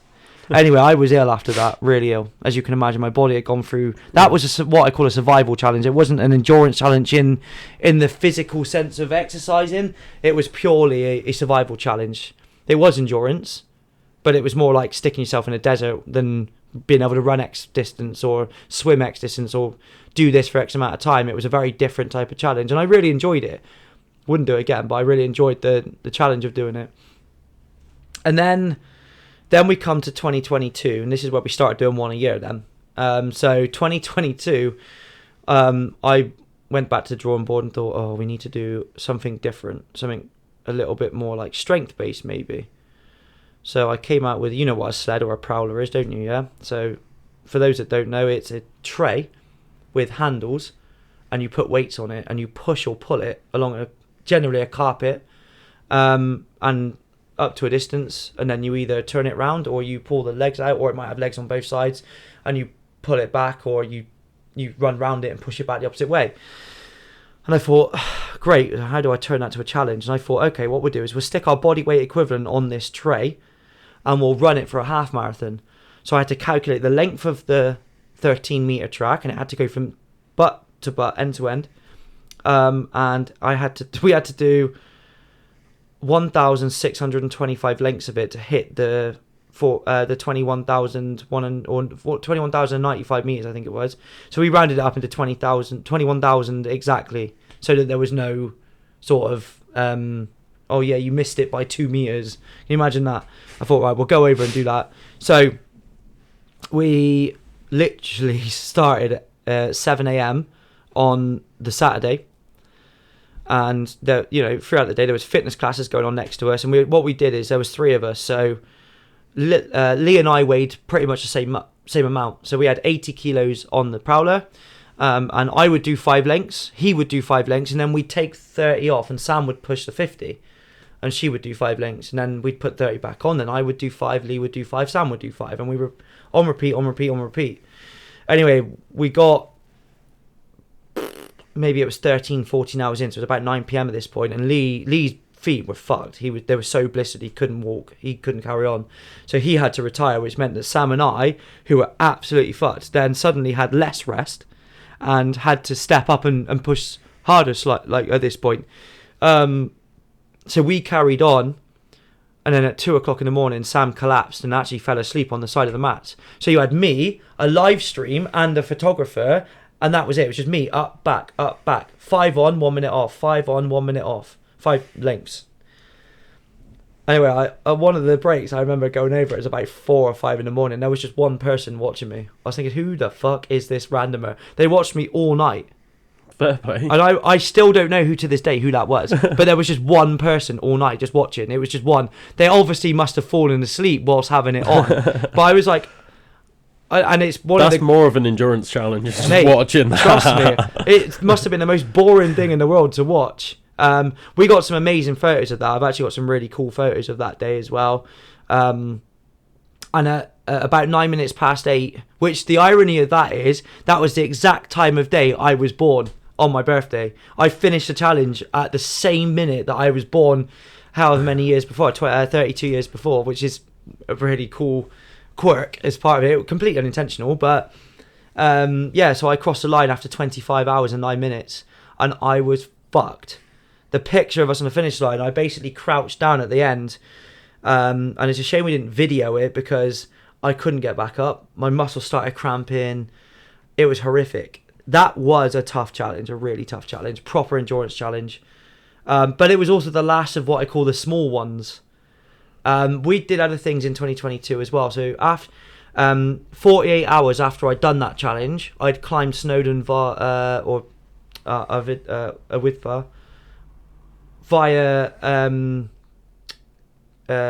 Cribgoch and Garnet Hugain or Crib Driscoll. So that's crazy in itself, that my legs held up. And then 2 days after that, I climbed Pietrasol Rodney, which is a 2,303 metre peak in Romania, and I solo ran from the crater lake the 500 metres to the summit. And from the summit, you can see Ukraine and the Mural Mountains. It's stunning. But yeah, that was crazy. I also, in that year, did the Everest Base Camp. So I've actually been to Everest Base Camp, and I was super fit on that. Really, really fit on that. That was fantastic. I did the Welsh 3000s that year as well. I mean, 2022 was my big year of achievements. I was so fit. I was invincible that year. I did something like 202 summits as well. Some of them were still the same mountain, but 202. And then I come to the same year, 2022, at the end of August. So all of that stuff, apart Everest Base Camp was in. We got into base camp on May the 1st. And then I did the Prowler Challenge at the start of August, and I did the Snowdon, and it was my second summit on Crib at the time. I've done it like countless times, like 12 times or something stupid. And then Romania, that was all then. And when I got back from Romania, about 5 days later, I went back up to Snowdon, and I devised this challenge where it was called the Super 7. And I constantly see people now going, I've done the Snowdon 7 challenge, where they hit the summit, but they go up, they hit every path. Or the Snowdon 6, sorry. Yeah. They go up one path, down another. I'm like, cool for the average person, but to me that's not a challenge. I could do that in no time. Like, that's 3 summits. I could do that. My fastest time up and down the pig track is something stupid, like 1 hour and 20 minutes. Like, it was like I could do that in probably 6 hours. Do you know what I mean? So I thought to myself, okay, like, I need to come up with something mad. So what I thought is a Snowdon 7. So you go over crib and then back over crib. You go up Llanberis. And then what you do is you go up crib, down the pig, up the pig, down the miners, up the miners, down the Watkin, up the Watkin, down the Rifty, up the Rifty, down the Ranger, up the Ranger, down the Llanberis, up the Llanberis, and then finish down what should have been crib, but I went down the pig back to the starting point. So I did that with no rest, no sleep. Took me 40 hours. My support crew kind of screwed up on one of them, and I had 7 different summits. I had cloud inversions, heat stroke. One stage, apparently I was talking to a rock. I don't remember it at all. I met some very, very good friends. I went down Llanberis, and it was I had 1 ascent and 1 descent down the pig, up the Llanberis and down the pig to go. And I got down and said, I didn't know where my support guy is. I got no signal, blah, blah, blah. And I got back into the town, but he had no signal wherever he was. And I was like, I'm fucked. I said, can you direct me to somewhere I can get a drink?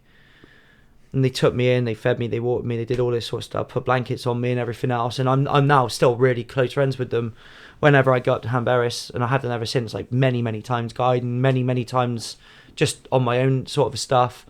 And yeah, they've because that's Titch and Marie and Alistair and the whole family. They're wonderful people. So massive shout out to them. And yeah, so I completed that challenge, and I literally was like, I am invincible. At that moment in time, I was like, I am invincible, like that guy from Goldeneye. So yeah, that kind of like tied up that year's challenges, and I thought, this is amazing. So 2023, I went in, and in terms of challenges outside 100 strong, I did I know you know about David Goggins. Obviously, you were referring to him on your podcast where you were talking about all the things you've done and talking about, you know, the crazy things. And for those that don't know David Goggins, you should look into him. He is crazy. He's an ex-Marine in America, and you know, he ran the Badwater 135 with a broken ankle, and I'm just like, what the fuck? Badwater 135 has got to be the ultimate endurance test for like ultras. Just that level of heat would be savage for 10 miles, 10k, and that would be killer. Let alone 135 miles in Death Valley. That's pretty savage. You need to check out my podcast with Rhys Jenkins. Just I won't say anything more than that, but you need to listen to that. Well, I've got an hour and a half journey home, so he is an absolute hero in South Wales. What, Rhys Jenkins? Rhys Jenkins. Yeah. He's the guy that runs. I know he's Pegasus. So I got a friend called Sean Herschel, who has done all of the Pegasus stuff. He's done a lot of events, but he personally knows Rhys and has spoken very highly of him. So yeah, definitely something. Listen to the podcast. Okay, wicked. Yeah, you'll learn a lot about Rhys there. Yeah, cool. I'll have a listen to it on the way home. Yeah. But yeah, so like David Goggins came up with the 4x4x48, which was 4 miles every 4 hours for 48 hours, which on the surface actually isn't that bad. It's the sleep deprivation that fucks you in that, because you can't sleep for longer than 2 hours at a time. You come back, you're pumped with adrenaline, you've got the adrenaline dump, then you can sleep, but you've also got to hydrate, you've got to do everything, then you've got to wake up with enough time to prepare, and it's hard. It's really hard. You've got to eat, you've got to, do you know what I mean? That's what makes it difficult. In the grand scheme of things, it's not actually that hard, but you know, to prepare for it and to go for it when you're not used to that sort of stuff would be hard. To your average person, it would be hard. Yeah. But we decided to change it. So I did 250 burpees, non-weighted, every 4 hours for 48 hours. That was hard. It was 3,000 burpees in 48 hours. It was tough. It was tough on your joints. And doing 250 straight burpees is hard. Yeah. You know, doing for most people, you tell them to do 20 burpees in a fitness class, and they go, "Fucking what? Are you serious?"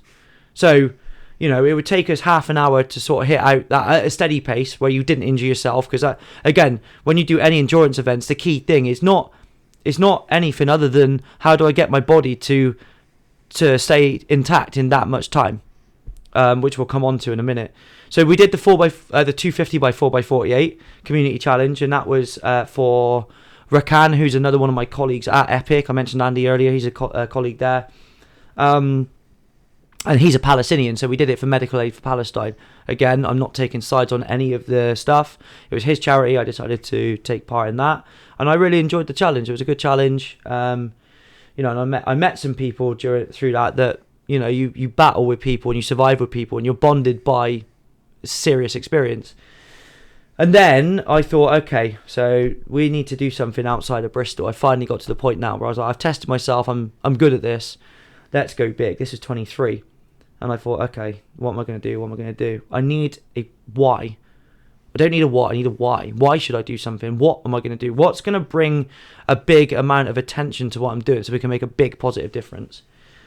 So I met a family with a child with something called Norrie disease. Now that's something worth looking into. So Cameron Alderman was a 10-year-old child. He still is. He's not 10 anymore. He's obviously older now. He was 10 at the time. And he was born deaf, born blind, going deaf, autistic, has to be fed through a tube, and he literally can't do anything for himself. He's non-verbal, can't speak. It's like on paper that is literally like horrendous, absolutely horrendous.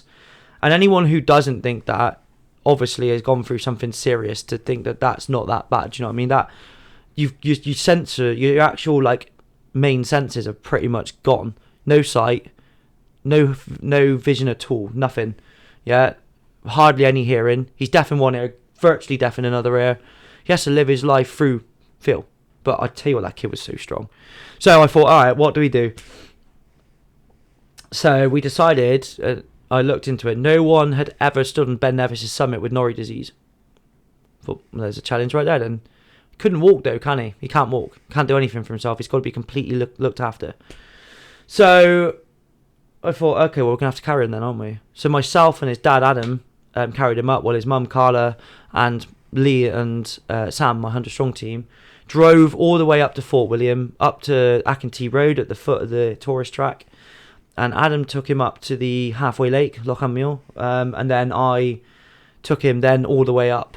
We got to about 1,000 meters when he started displaying some quite outwardly behavior. Now, one thing we didn't consider, which we, in hindsight, would have been quite a simple consideration, was that when you're walking uphill, your body temperature rises, your core temperature rises, you're working hard, your body has to sweat to cool itself down. He's not working, so he's getting colder as the temperature drops. And we didn't consider that. And I had to turn around and make a really tough decision to say, guys, he can't go any higher. If he's already displaying this behaviour, it's for a reason. He can't tell us what it is, but it's very obviously getting colder. Now that we've stopped and we're talking about it, my fingers are cold. You know, bear in mind, this was in fucking May. Yeah, so it was in the summer. So he was getting cold, and I said, he's going to have to go back. So Adam and Lee took him back down. Lee stayed with him to the halfway lake, and I took his mum and Sam to the summit. And then his mum put a Cameron doll on the summit. She was very emotional, as you can imagine. It was a big thing for the family. Anyway, someone had said something to someone at a news place somewhere, and it had gone national news. We'd gone from £3,000 in donations to 15 grand, just boom, straight away. And I was like, wow, that's amazing. Like, and yeah, so anyway, we took them back to the halfway. They were saying, have you seen the donation link? People were asking what we were doing. I was like, wow, that's amazing. We had shirts made and everything for the first time we had any merch made. I got back to halfway lake and Lee was there and the girls went down. So I said, oh, fine. So I took Lee back up to the summit. So I'd actually done Ben Nevis 1.5 times up and down.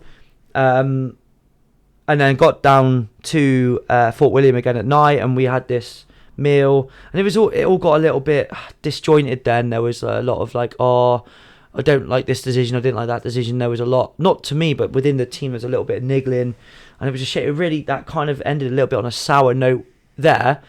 Then I solo cycled. I'd never cycled on a road in my entire life ever, and I said, I got myself a bike given to me by someone else, and I said, I'm going to solo cycle from Fort William 521 miles right the way down to Bristol at the gym in Bradley Stoke where I teach, the Epic Gym.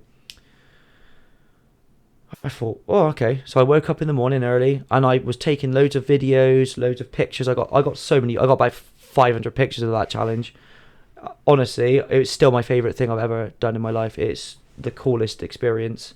And that was where I learned the most about myself. That was the moment, that challenge, those 4.5 days of cycling from Fort William to there were the most incredible sort of experience ever. I just learned so much.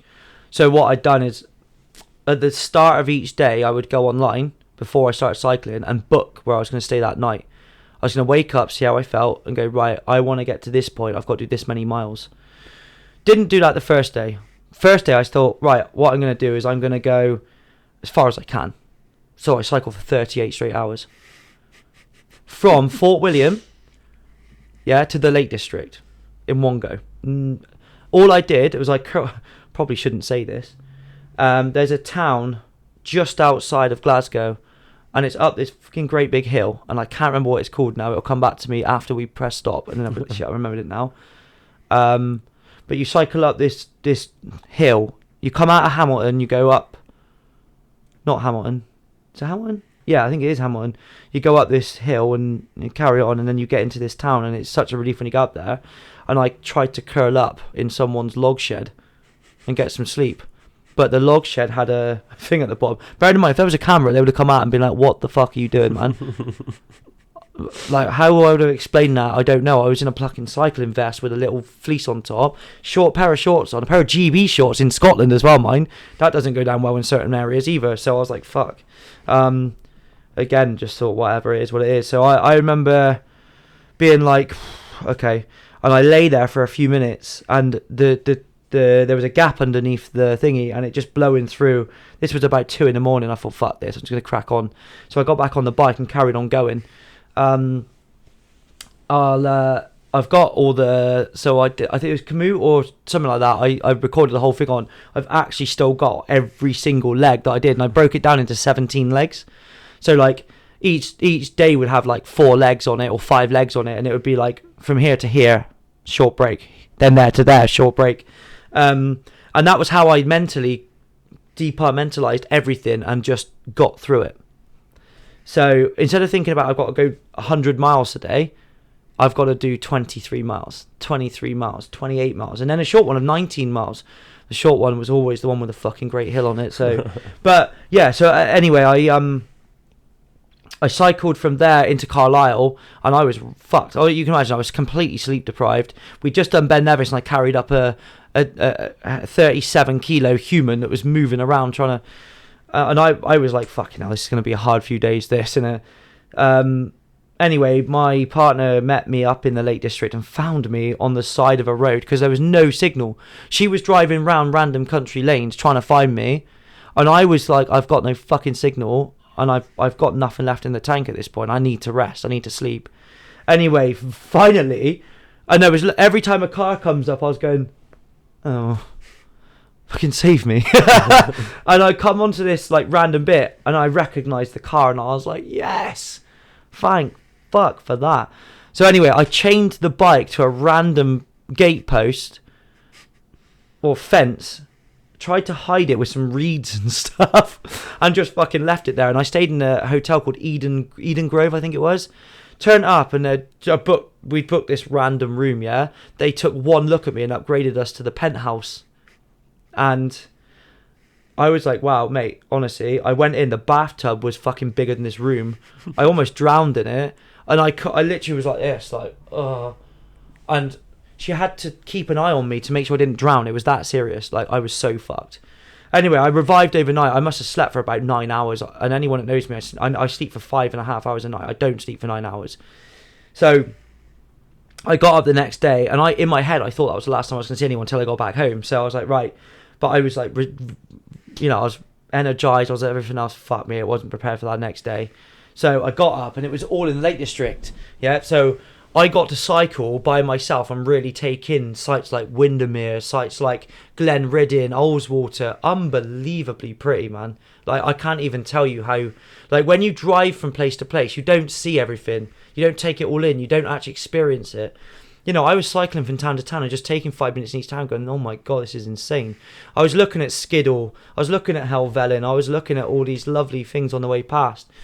And then I came all the way through to Kirkstone Pass. And anyone that's ever known or knows of Kirkstone Pass, what the fuck is that? So I got to the bottom of it, and you can only see it's torturous bit by bit, and you just see the next bit, but it is like that, boom, boom, boom, boom, boom. And basically, there's a col between two mountains, yeah? But it's a high col, but they've built a road through it. And it is literally going up a mountain to a plateau, to a saddle at the top, and then back down towards Windermere. Fuck. And I've never battled so hard. Halfway up, I got off and went, who the hell can do this? This is not, you know what I mean? Who actually can complete that? Anyway, I got up to the top finally, and I got loads of pictures of me with all the signs at the top saying Kirkstone Pass, because it was such a big moment in the challenge. I thought, if I can get up that, I had to walk the rest of it. It took so long. It honestly felt like I was climbing Everest with a fucking bike, and in reality, it was like climbing Pen y Fan with a bike, probably. Do you know what I mean? It's like a big thing in itself, but realistically, anyone could probably do Pen y Fan with a bike. If they, not on a bike, just walking it up, they could probably do it if they put their mind to it. Yeah, I've taken a 2-year-old up Pen y Fan walking, so I could take a bike up Pen y Fan. Do you know what I mean? Got into Kendal, which is a town, quite a famous town, is where the Kendal mint cake and everything's from, right on the shores of Windermere. Went into this pub, and it turns out the landlord was an actual legend. So he very much was like, oh, you've just cycled from Scotland? I was like, yeah, and I'm going down here. And he instantly just banged £200 in there. And I was like, you are a hero, mate. Gave me free drinks, and he was great. I literally I don't drink fizzy drinks anymore. It's been over 80 days since I've had a fizzy drink now. I've completely cut all this stuff out of my body. But, you know, I was slamming back stuff. Well, you know, in Glenriddin, I was smacking back Smirnoff Ice and all sorts. It was mental. Really good. I couldn't have heavy drinks. I had shots of whiskey in Scotland. Just literally was just going through. I wasn't getting drunk. It was just a shot here, and then, you know, 8 hours on a bike, and then, you know what I mean, I was just enjoying myself. But I said to him, what the fuck's that thing that I've just come up? And he goes, oh mate, I wouldn't worry about that. He said, not even Bradley Wiggins got up that. I was like, yes, if he can't do it, I'm all right. And like the little wins you get. Anyway, I come out of all of that, and I started going down through Lancashire. So I was like Wigan and all these places, Runcorn, Wigan, St Helens, down into, you know, like Preston and all of these. And then I got into sort of like Shrewsbury way the following night. I stayed in Preston on the one night, and yeah, it was just a little bit crazy at this point. I was thinking, what am I doing? Fucking wild. But I hit a point where I was like, I don't know anyone who's doing this. This is so cool. Not by themselves. Literally, it was me, a bike, and that was my only way home. I had to get home. Yeah. You know, it was me and a bike, and I had no idea it was a road bike. I completely missed out the first part of this as well. So I come out of Fort William, and the first stop was Glencoe, which was about I think 17 or 13 miles. Yeah, I got a puncture just after Glencoe, and I had to walk 9 miles with the bike to Glencoe Mountain Ski Resort, up and down the mountains, right underneath the Three Sisters. Walked up that massive pass that was there. It was horrendous. I got there, and there was a guy who randomly just stopped. Said, "Are you all right, mate?" And I said, yeah, mate, I'm trying to do this big charity thing, and I fucking punctured it, and I've got the wrong type of valve. Didn't have a Presta valve, I had the other one. Didn't realise there was 2 types of valve. And he was like, oh, don't worry about that, mate, I'm a cyclist, I've got it in here, I'll just fix it up for you. I said, oh, mate, how much you want? He goes, no, nothing. He said, you're doing a great thing. And he donated. And I was like, the world has got some wonderful people. Just when I was at a point in my life before I started doing all of this, I thought, people are assholes. There's nobody nice left in the world. There's a lot of nice people in the world. You just, unfortunately, the news is geared towards all the bad ones, so all you hear is the bad ones. So yeah, anyway, going back to where I got into Shrewsbury, and a friend of mine, Chris Aston, who ironically was actually someone I used to compete a lot against in the kickboxing. he runs a gym in Shrewsbury, and I just turned up on a bike. He was teaching classes, and he was like, "You're mental, mate, absolutely mental." And that comment alone was worth all of the pain. I was like, "Yeah, you wouldn't do it, would you?"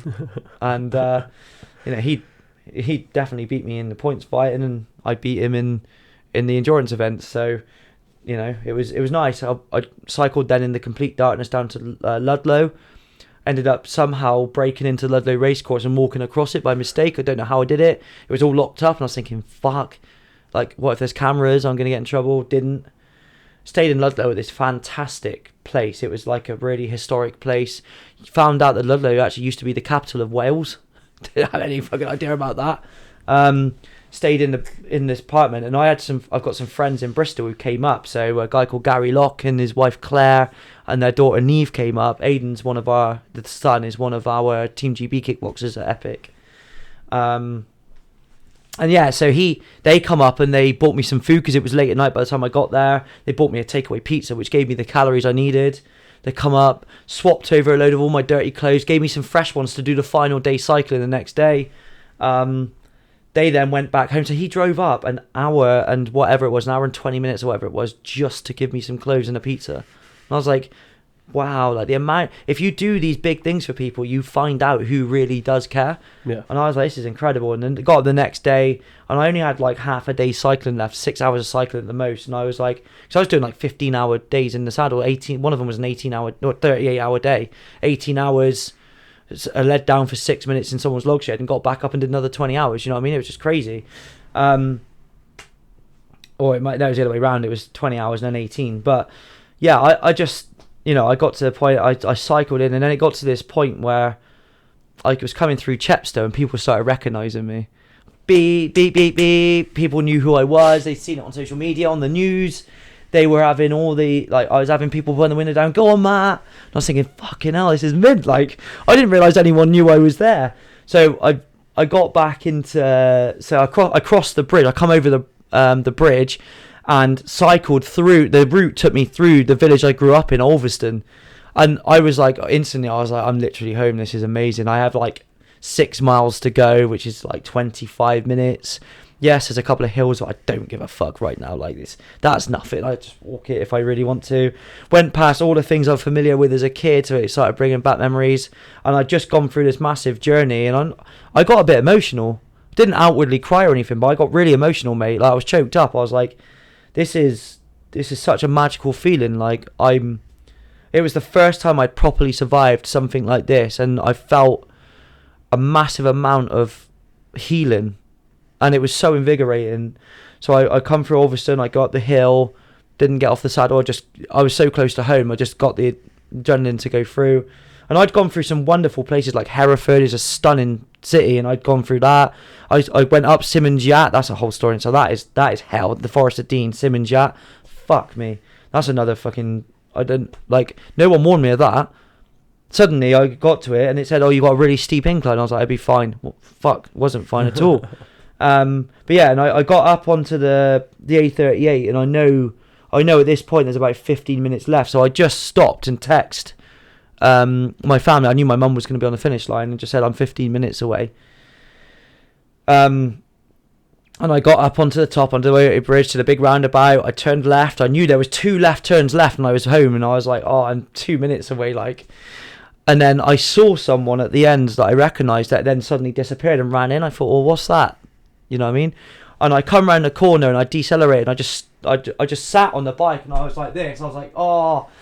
And then as I come around the corner, I realised there was a whole crowd of people on the side. There was everyone. Cam, the lad who I was doing the whole thing for the Norrie Disease Foundation, was on the finish line with his family. And, I come around the corner and my partner was holding like a finish line ribbon. So they'd actually gone to the extent of doing it. I had no idea.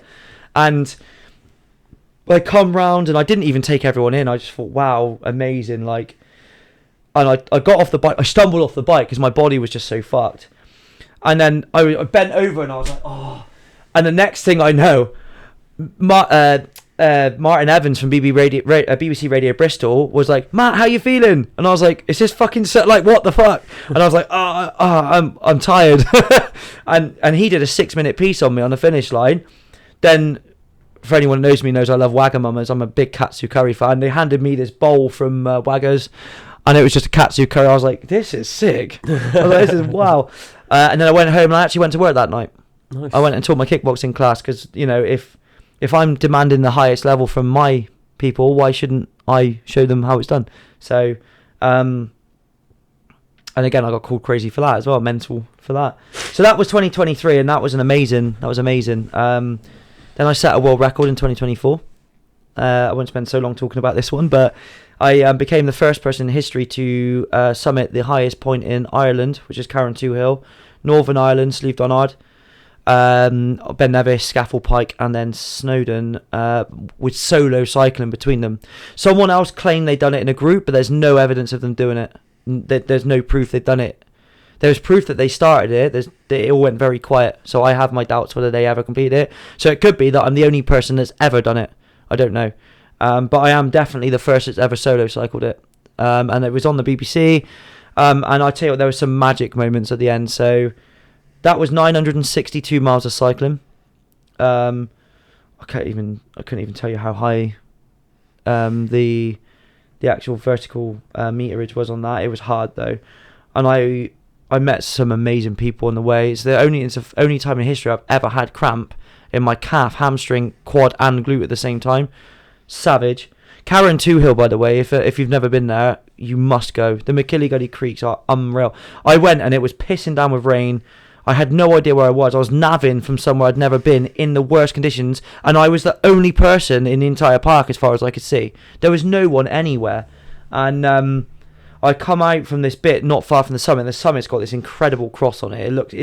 And obviously because it was foggy and the clouds come out from behind the cross, and this cross just appeared. I was like, God, like wow. But yeah, and I remember as well, it was the first birthday of my partner's niece, and I shot her a little video, and it's like on her first birthday, so it was quite a nice thing. But on the way up, I came over this ridge, over this like pass, and there was this another mountain in front of me, and the cloud was actually going through the mountain, and I took a snapshot of it, and I'm like, that is the best picture I've ever taken. It was like it was literally just fog in the mountain, like in all the like the crevices and all the little sort of jagged parts of it, and I was like, wow. I come out of there, I cycled from sort of the southern part of Ireland right up into the north, and there were some experiences, I tell you, in that. I got homophobic abuse, even though I'm a heterosexual man, in a place called Rathkill by some travellers. They drove past me and called me all sorts of mad names, threatened to kill me, which was interesting. I was wearing a pair of pink pineapple shorts, but thought I was mad. And yeah, I had some crazy experiences, but Ireland was stunning. I got hit off my bike in Belfast in Northern Ireland. The hardest one was, the smallest one was Slieve Donard. There was 60-mile-an-hour winds, and of course you've got literally the sea, and it comes straight up the mountain. The mountain is literally in like out of the sea, and fuck. Look, if you catch up with our YouTube and watch the documentary, check out my my YouTube vlogs of what I did. I put 14 episodes together, each one documenting each day. We did the travel days and then the 12 days of the event. Anyway, that was savage. And then got a ferry over. Next day I cycled into Belfast. I got hit off my bike by some stupid cow in a car. She beckoned me to come out to go have a junction, and then just went forward and hit me. I was like, what the fuck are you doing? Skanked on my hand up. I was like, so obviously I'm holding handlebars for days on end after with cut up hands, and I'm thinking, you fucking idiot. Like, so yeah, that was that. Got a ferry over to Cairngorms, which is near Stranraer, and then from Cairngorms I cycled up towards Ben Nevis. But on the first day in Scotland, the derailleur had actually snapped from the impact, so I got 30 miles into Scotland and the whole bike packed in. So we parked on a lay-by. I had to take the location of the lay-by, mark it very clearly where it was, pause all of my technology. We had to drive from there to Glasgow to get all the parts, to get the bike completely fixed, and then drive all the way back. It took 6 hours. to get everything that we needed, because it's so remote in Scotland, there's nothing nearby. Yeah. We got into loads of different towns finding something, and eventually just went all the way to Glasgow. I got back, lost 6 hours. We were due to finish at 9 p.m. that day. I finished at 3 in the morning. So I had to go all the way back to that very same lay-by, in the very spot that I'd broken down in, judging by the pictures, judging by the exact pin location, and saw exactly where I finished. Got back on the bike. Of course, I'm 6 hours cold. The weather was shit. Was losing light, and I was thinking, fuck. Got back on the bike at 6 p.m. when I should have been at that very spot at 12. I was at that spot at 12 p.m. and I started again. Finished at 3. I had to be back up at 6 the next day to go, so I'd lost all my sleep. Got to Dumbarton, which was the other side of Glasgow. Cycled through Glasgow, which ironically I'd just been in the same day. So I had to drive all the way up in this car. Well, the support team, there's one person support, took me up there. I had to come all the way back and then cycle the exact same route that I'd gone up to Glasgow, and I was thinking, fuck it now. This is so demoralising. Got to Dumbarton, got in there, and obviously it was 3 in the morning, so it was the night guy. Now, people that work nights generally are not the people you want customer facing the day, I take it. Or either that, or they just don't like people. This guy was weird, man. Imagine the caretaker from Harry Potter, you know, the long-haired guy with the lamp and the cat? Him. But he was weird. He was like, I was like, mate, my clothes are soaking. He goes, come with me to the laundry room. And I was thinking, what? I don't really want to go with you anywhere, to be honest. And he took me in this laundry room, man. He goes, take your clothes off. And I was like, mate, they're in that bag. These are dry. He goes, oh, sorry. I was thinking, fuck, like, am I safe? Of course, I've got this support team member in another room thinking, are they safe? Like, he's literally got keys to these rooms. So and this was at like 3:34 in the morning at this point, and I was thinking, shit. Anyway, got out of there quickly in the morning. I timed it so that we left the hotel 10 minutes after he finished his shift. So anyway, I got off that, and then I got hit off my bike by a van trying to cross onto the A82. Anyone that knows the A82, that is such a dangerous road. It's the one that runs from Glasgow to Fort William. Oh, yeah, that road is scary, and I've done it 3 times now. That is really scary. I did it on the Race Against Silent Dallas the year before, coming down. This time I had to go down, up and down it to Ben Nevis. Anyway, got to Ben Nevis, spent the most amazing day on Ben Nevis with Mikey and a girl called Nicole. So Mikey had come over from Cyprus just to do this with me, and Nicole had come over from the other side of Scotland, Aberdeen, which is on the far coast. And I was like, these people are mint, like, what the hell?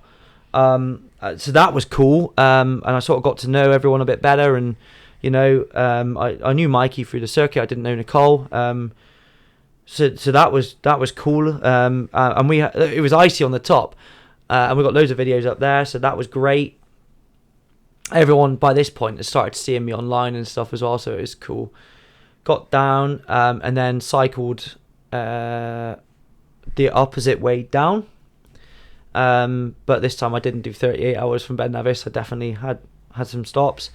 Got down to Lake District, and that was a long day. So in the Lake District, the day I got into the Lake District, again, it was late. It was about 10 o'clock at night. I was doing long days in the saddle, really long days in the saddle. I did 5 mountains, and I was averaging about 80 miles a day, but there was a couple of days I definitely did 100 plus miles, you know what I mean? And I was needing longer breaks, and my body was starting to pack in a little bit, you know what I mean? This is longer than John O'Groats to Land's End in distance, and I had to climb the highest mountain in 5 countries. So this challenge is brutal, do you know what I mean? Just to put that into context of people that are trying to weigh up how hard it is, it would be harder than John O'Groats to Land's End, and that's a tough challenge. So, and bearing in mind I was pioneering the routes, there was no routes anywhere online because no one had done this.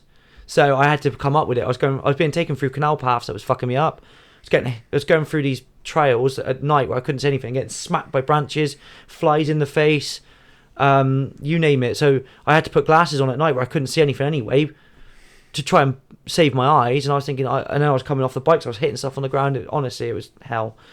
Anyway, I get into the Lake District and I was so tired. I just collapsed off the bike and just lay on the road and went, fucking I'll do. Support had to come out and pick me up and be like, get up, you need to move. We got to get into there. Stayed in Keswick. What a stunning town that is. Been there? No, not yet. Stunning. Went up Scaffold Pike, but not by the Wasdale Head route. So most of the time they go to Wastwater and go up from the campsite, which is the shortest route. I went up the corridor route on the far side. Fuck, that's harder, much harder. And there's scramble parts of that as well. There's like a boulder field you have to scramble through. And I had to go up and down that. But my friend Adam met me up there, Adam Britton. Loveliest bloke, honestly, loveliest bloke. Lovely story about Adam. So I took a girl from America, she's from Utah, called Becca, and Adam, who's a friend of mine from Bristol. They were on a trip together over Crib, of all the places, and they met each other on this trip, and sort of they got talking and didn't realise at the time, and then realised about 6 months later they got together. And so they met on this trip, and now they're like they've moved in together and everything. I'm like, there's the power of adventure for you guys, okay? But yeah, so that's lovely. So he met me, and he did this one. He drove up from Chepstow, I think he lives in, or somewhere around there. He drove up to the Lake District just to do this leg with me, to drive straight back. He camped the night before. He had all sorts of problems with his van. I think something went on his van. He had to go. I was like, mate, you're such a legend. And then so I finished Scaffold. Cycling out of Scaffold killed me, honestly. Come out and you got to do all the hills. Coming out of the Lake District both years was hell. I actually think the Lake District is the hardest part to cycle in the whole of the UK. Really do, genuinely. And I've cycled a lot of it. I can imagine the Cairngorms is probably harder, but I haven't cycled in the Cairngorms. But yeah, and then I got all the way round to Snowdon. Got into Liverpool. Had to go through the Mersey Tunnel. You have to get a police escort to cycle through there, yeah? So they closed the Mersey Tunnel just so I could cycle through it. How cool is that? And I still had to have a private police escort. As we destroying your place, sorry mate. Yeah, I had to get a private escort from the police through this tunnel, which was amazing. But I stayed in some wicked places there, met some cool business owners there. Stayed on the north coast of Wales, and then had 1 day left, and that was hard. That night went on and on. That was the point where I left myself about 50 miles left, but I was so tired. I can't remember the name of the place that I stayed on the coast on the north. It's quite a long name, can't think. It's just after Connors Quay. You come back up and you go around the coast a little bit. It's at the top there. And I was like, oh. And I got into this place and there was no bath, and I could do with soaking my legs, and I thought, oh. Anyway, I got the next day and I knew there was only the last day to go, and the weather was beautiful, and I was like, okay, wicked. So I cycled the north coast all the way along until I can't think what the town's called. It's a pretty well-known town on the top of Wales, and then it takes me down towards Llanberis, which anyone who's climbed Snowdon will know Llanberis.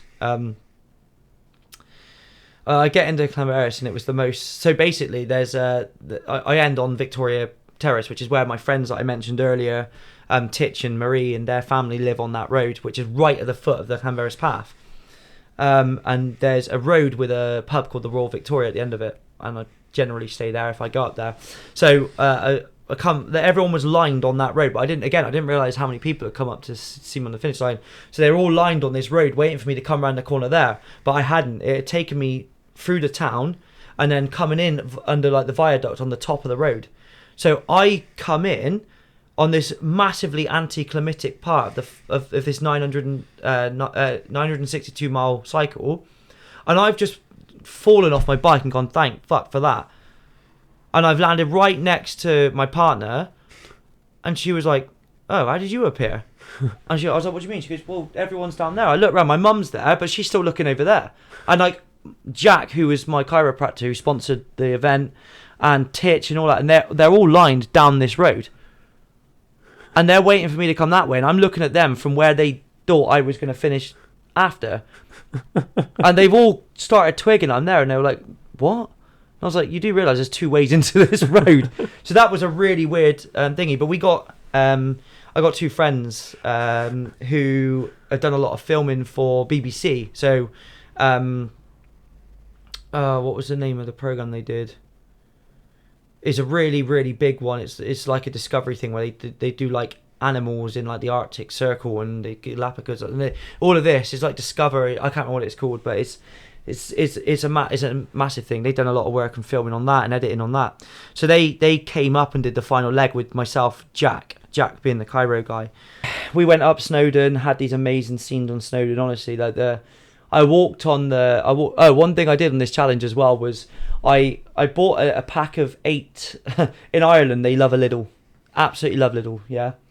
So I walked in and I bought a crate of 8 Coke Zero, and I drank 3 of them on the way down from there to Killarney, which is outside Dublin, down to Killarney. But the other 5, I saved them and I drank 1 on each summit. And there's the video, you can see it on the videos on my YouTube, on our YouTube channel, 100 Strong Official. But yeah, so I dedicated that, and I said I've done it, and I'm the first person to have done it, and no one can ever take that away from me now.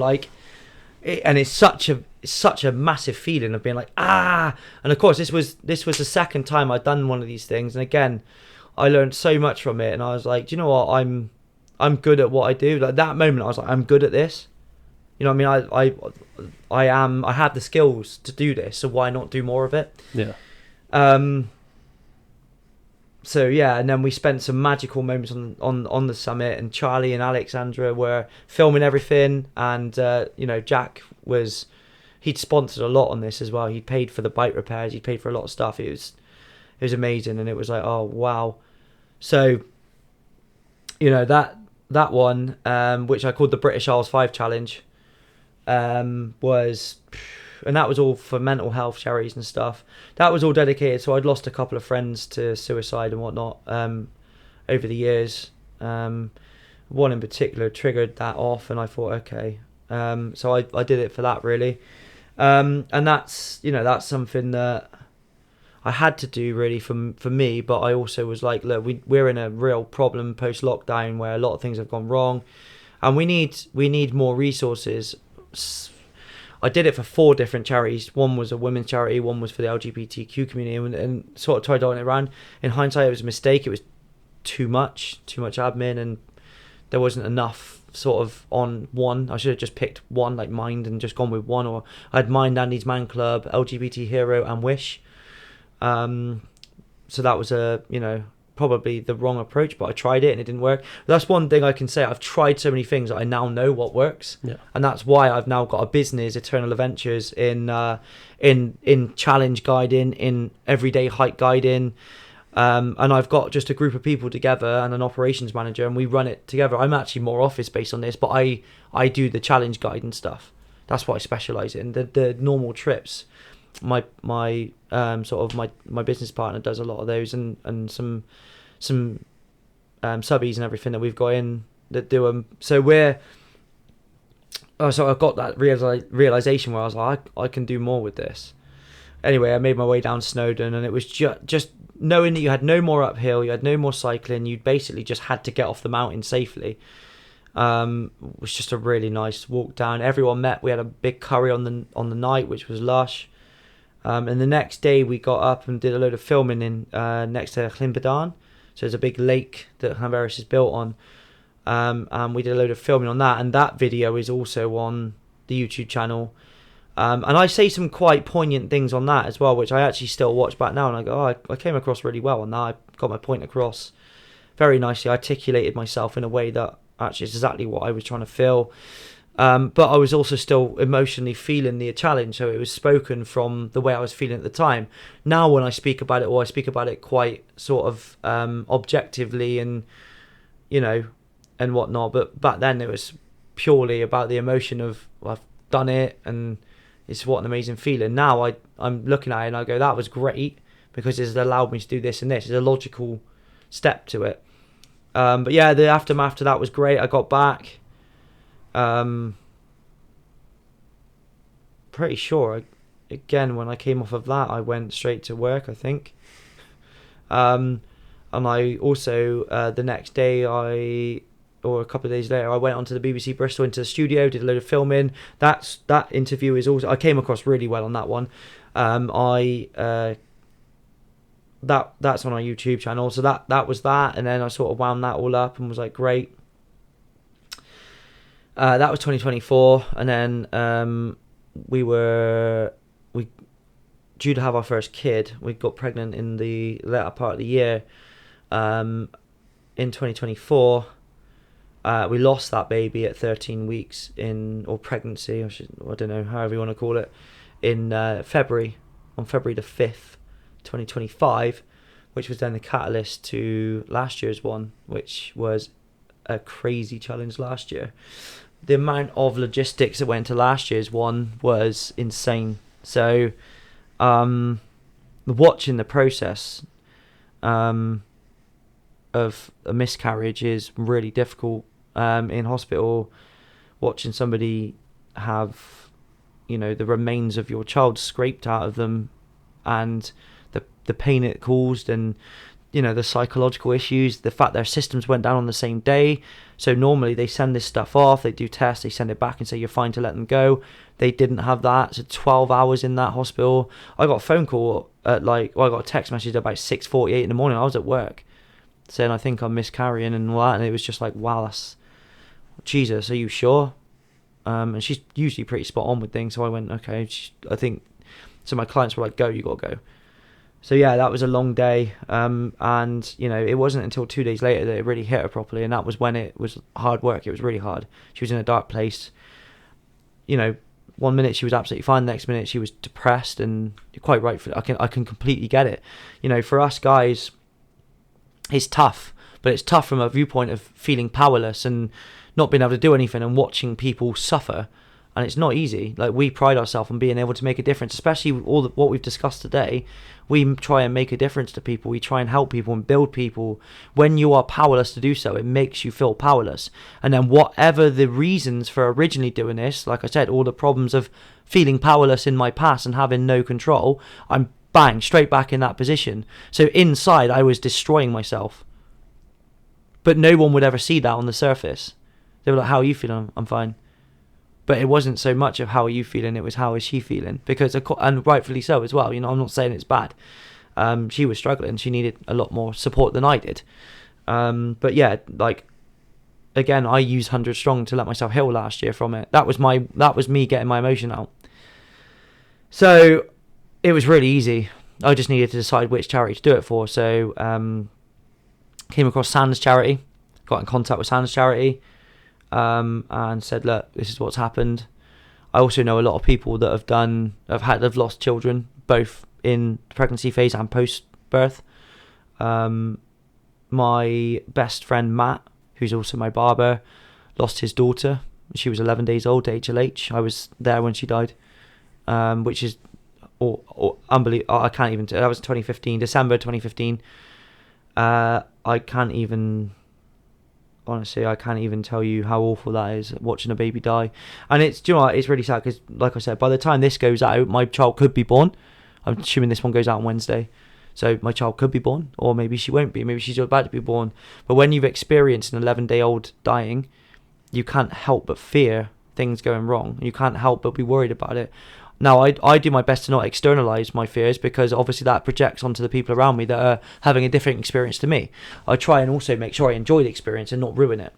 But at the core, when you've experienced something that dark, birth is supposed to be the spring of life, the start of life. It's supposed to be when everything is new and they rely on you and you do it. And again, they put my best friend in a position, and I felt myself in a position powerless.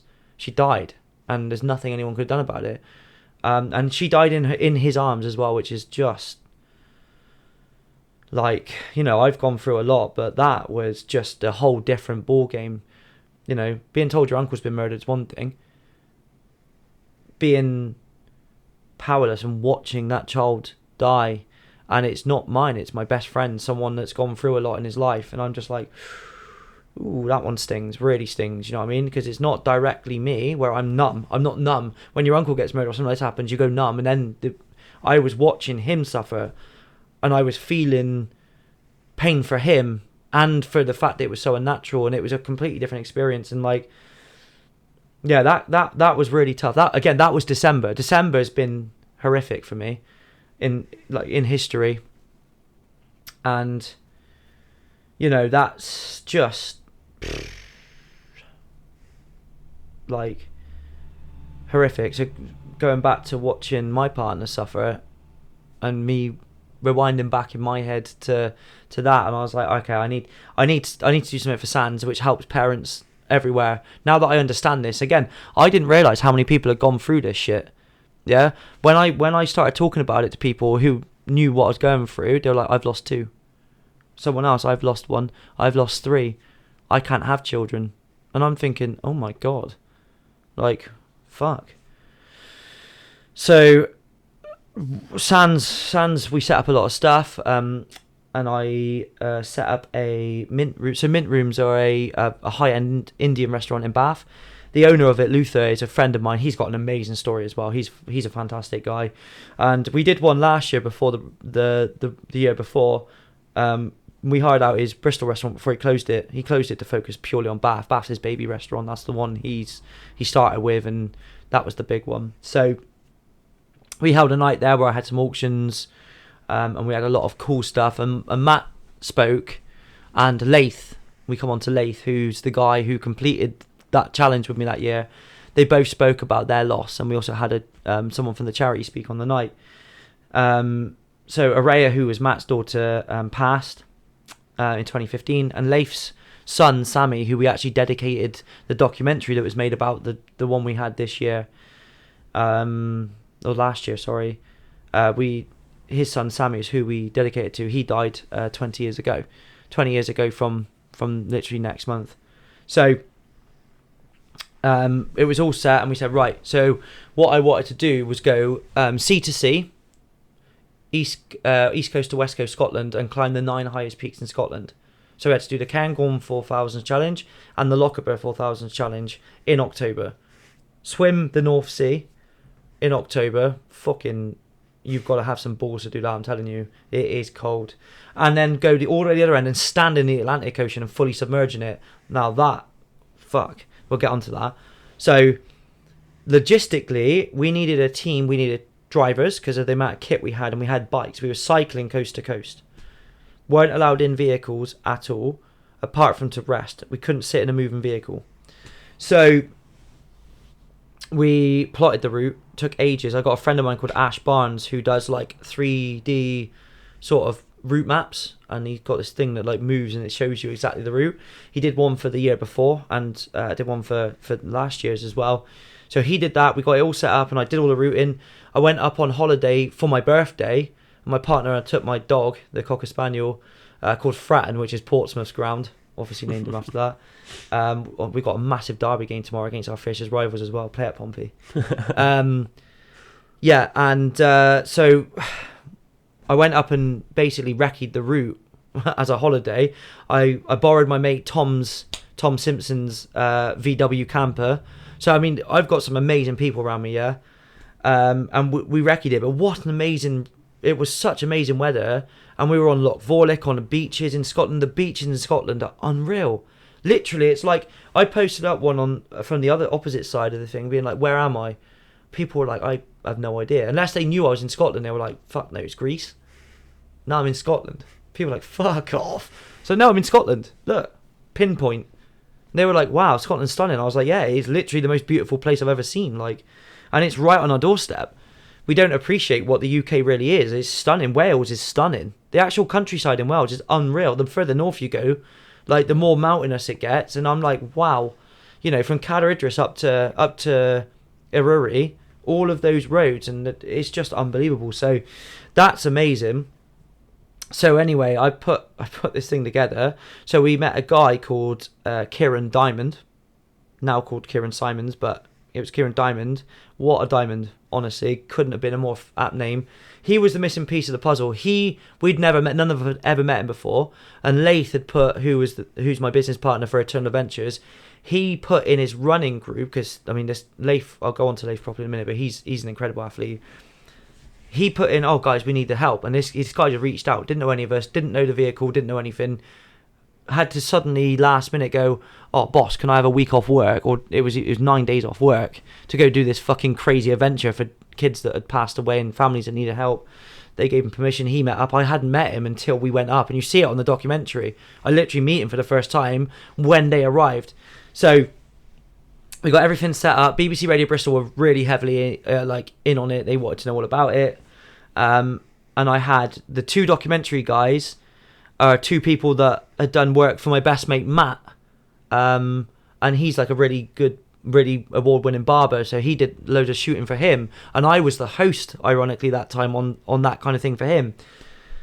So anyway, it was all I was pulling people from fucking yesteryear, and it was all coming together, and I spent months and months and months and months planning it. So we get to the first week of October, and I'm thinking, holy shit. So it was myself, Laith, and Jack Roberts, no relation. He was basically the guy I had done all the national Free Peaks with.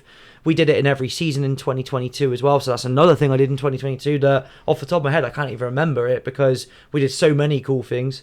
But we did that. He's the guy I did the Welsh 3000s with, and we completed that, as well as a load of other bits and pieces as well. We completed loads of them. And then... yeah, and then... sorry if I'm expecting a call at any point. So, yeah, that was crazy. And then, so I was putting it all together. Myself, Jack, and Leif were the athletes. We had photographer was Rhiannon, who was the one who did the year before, and her partner Attila was one of the drivers of the Audi, and then Kieran, who was the driver of the other two of the VW camper, and then you had Finn and Lydia, who were the documentary people. So we had a team of was it 7 of us, I think it was, or 8 of us, something like that.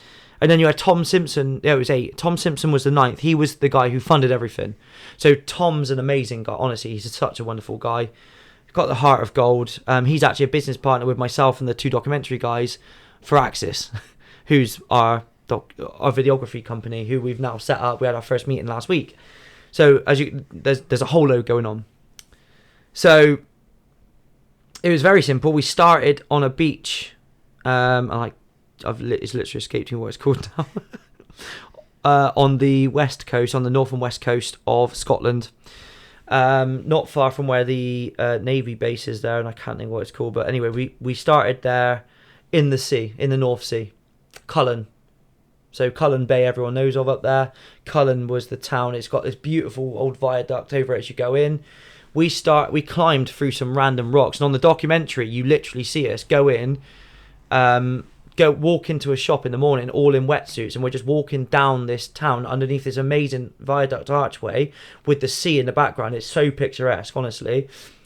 So we've got all of this stuff. We've had stuff donated. We had wetsuits from a random guy who's never met us before, who's just trusting us to throw it back into a lockup that he's not there for on the second day, and it all came together. We got to the day of. So the day before we actually left for Scotland, we had to go drive all the way up to Llanberis, drop all the cars off there for 2 weeks or 9 days or whatever it was. Just leave them up there. Leave all our cars up there, yeah? And then, so Tom was in on that. So Tom, myself, Jack came over because he's in the RAF, and he's stationed in Holyhead. So he's an RAF, the Valley. He drove over after. Laith come up and met us as well. So we had all of our cars up there. Tom drove us all straight back home on the night. We got some sleep. We didn't get back till stupid o'clock. The VW camper had to be back at my house for Kieran to drive down at 3 or 4 in the morning or something stupid like that, to be gone by 5. Rhiannon and Attila also had to leave by 5. They went, and I'd set up this meeting the weekend before, and I'd slideshowed everything. These are the times. If you're late, you're a dick. Rah, rah, rah.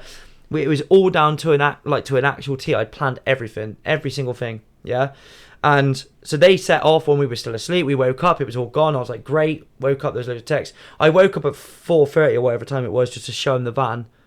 So obviously I didn't want him banging on the door if there was a mistake on my missus waking up being like, meh. Sorry.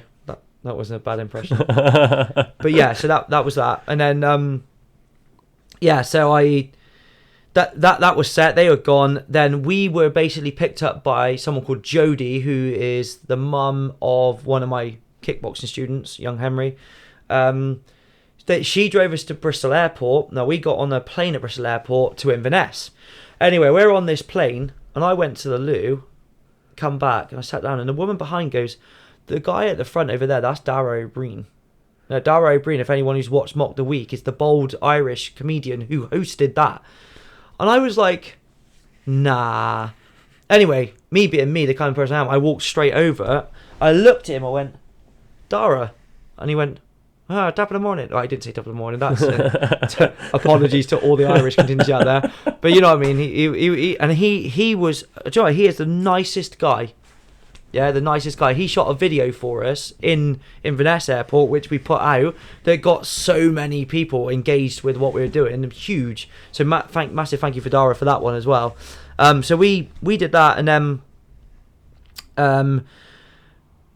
so an ex-Olympic Taekwondo athlete, ex-Team GB Olympic Taekwondo athlete, Damon Sampson, picked us up from Inverness, drove us the hour and 20 minutes with one of his instructors, all the way from there to Cullen, which is 52 miles, and then just drove all the way back to Elgin, which is where they're stationed. Again, just free of charge, just picked us up, took us over, and I was like, wow. He appears on the documentary. It was really cool. We get to Cullen, we're set in this huge, great house with a games room.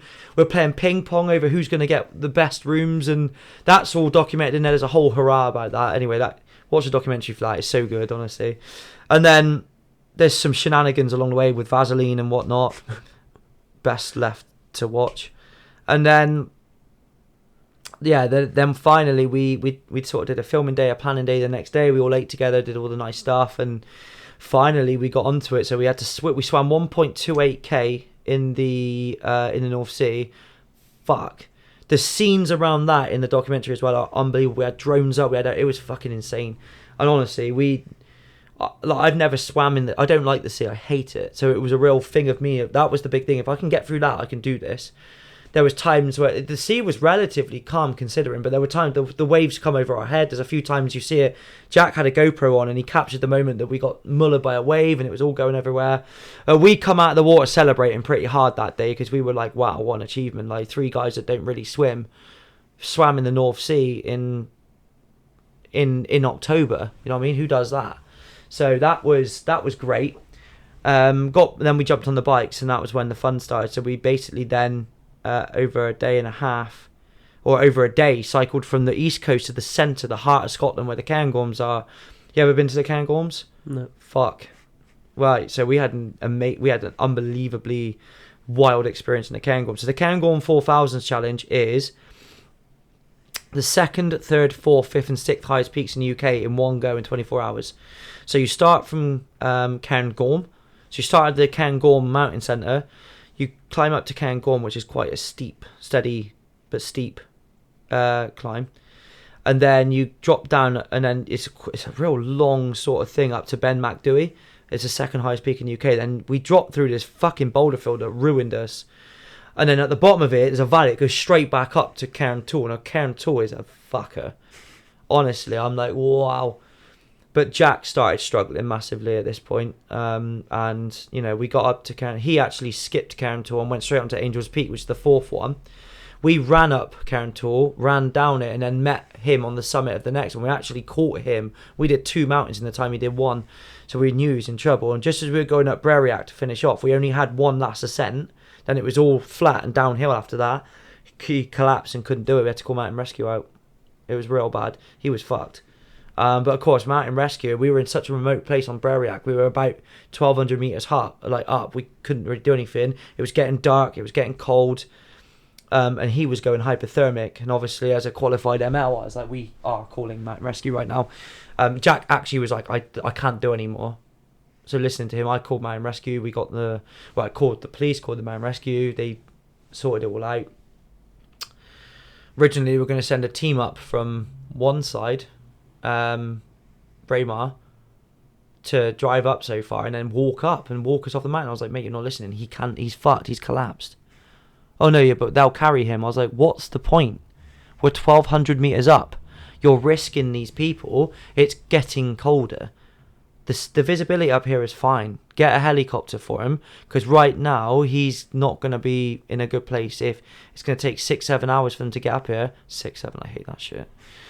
It's going to take 5 or 7 hours to get up here. And yeah, like we went to and fro, and then I started feeling cold, and my fingers started going cold, and I could feel the the core, the blood rushing back to my core, sort of like I was getting cold on the surface, and I thought, right.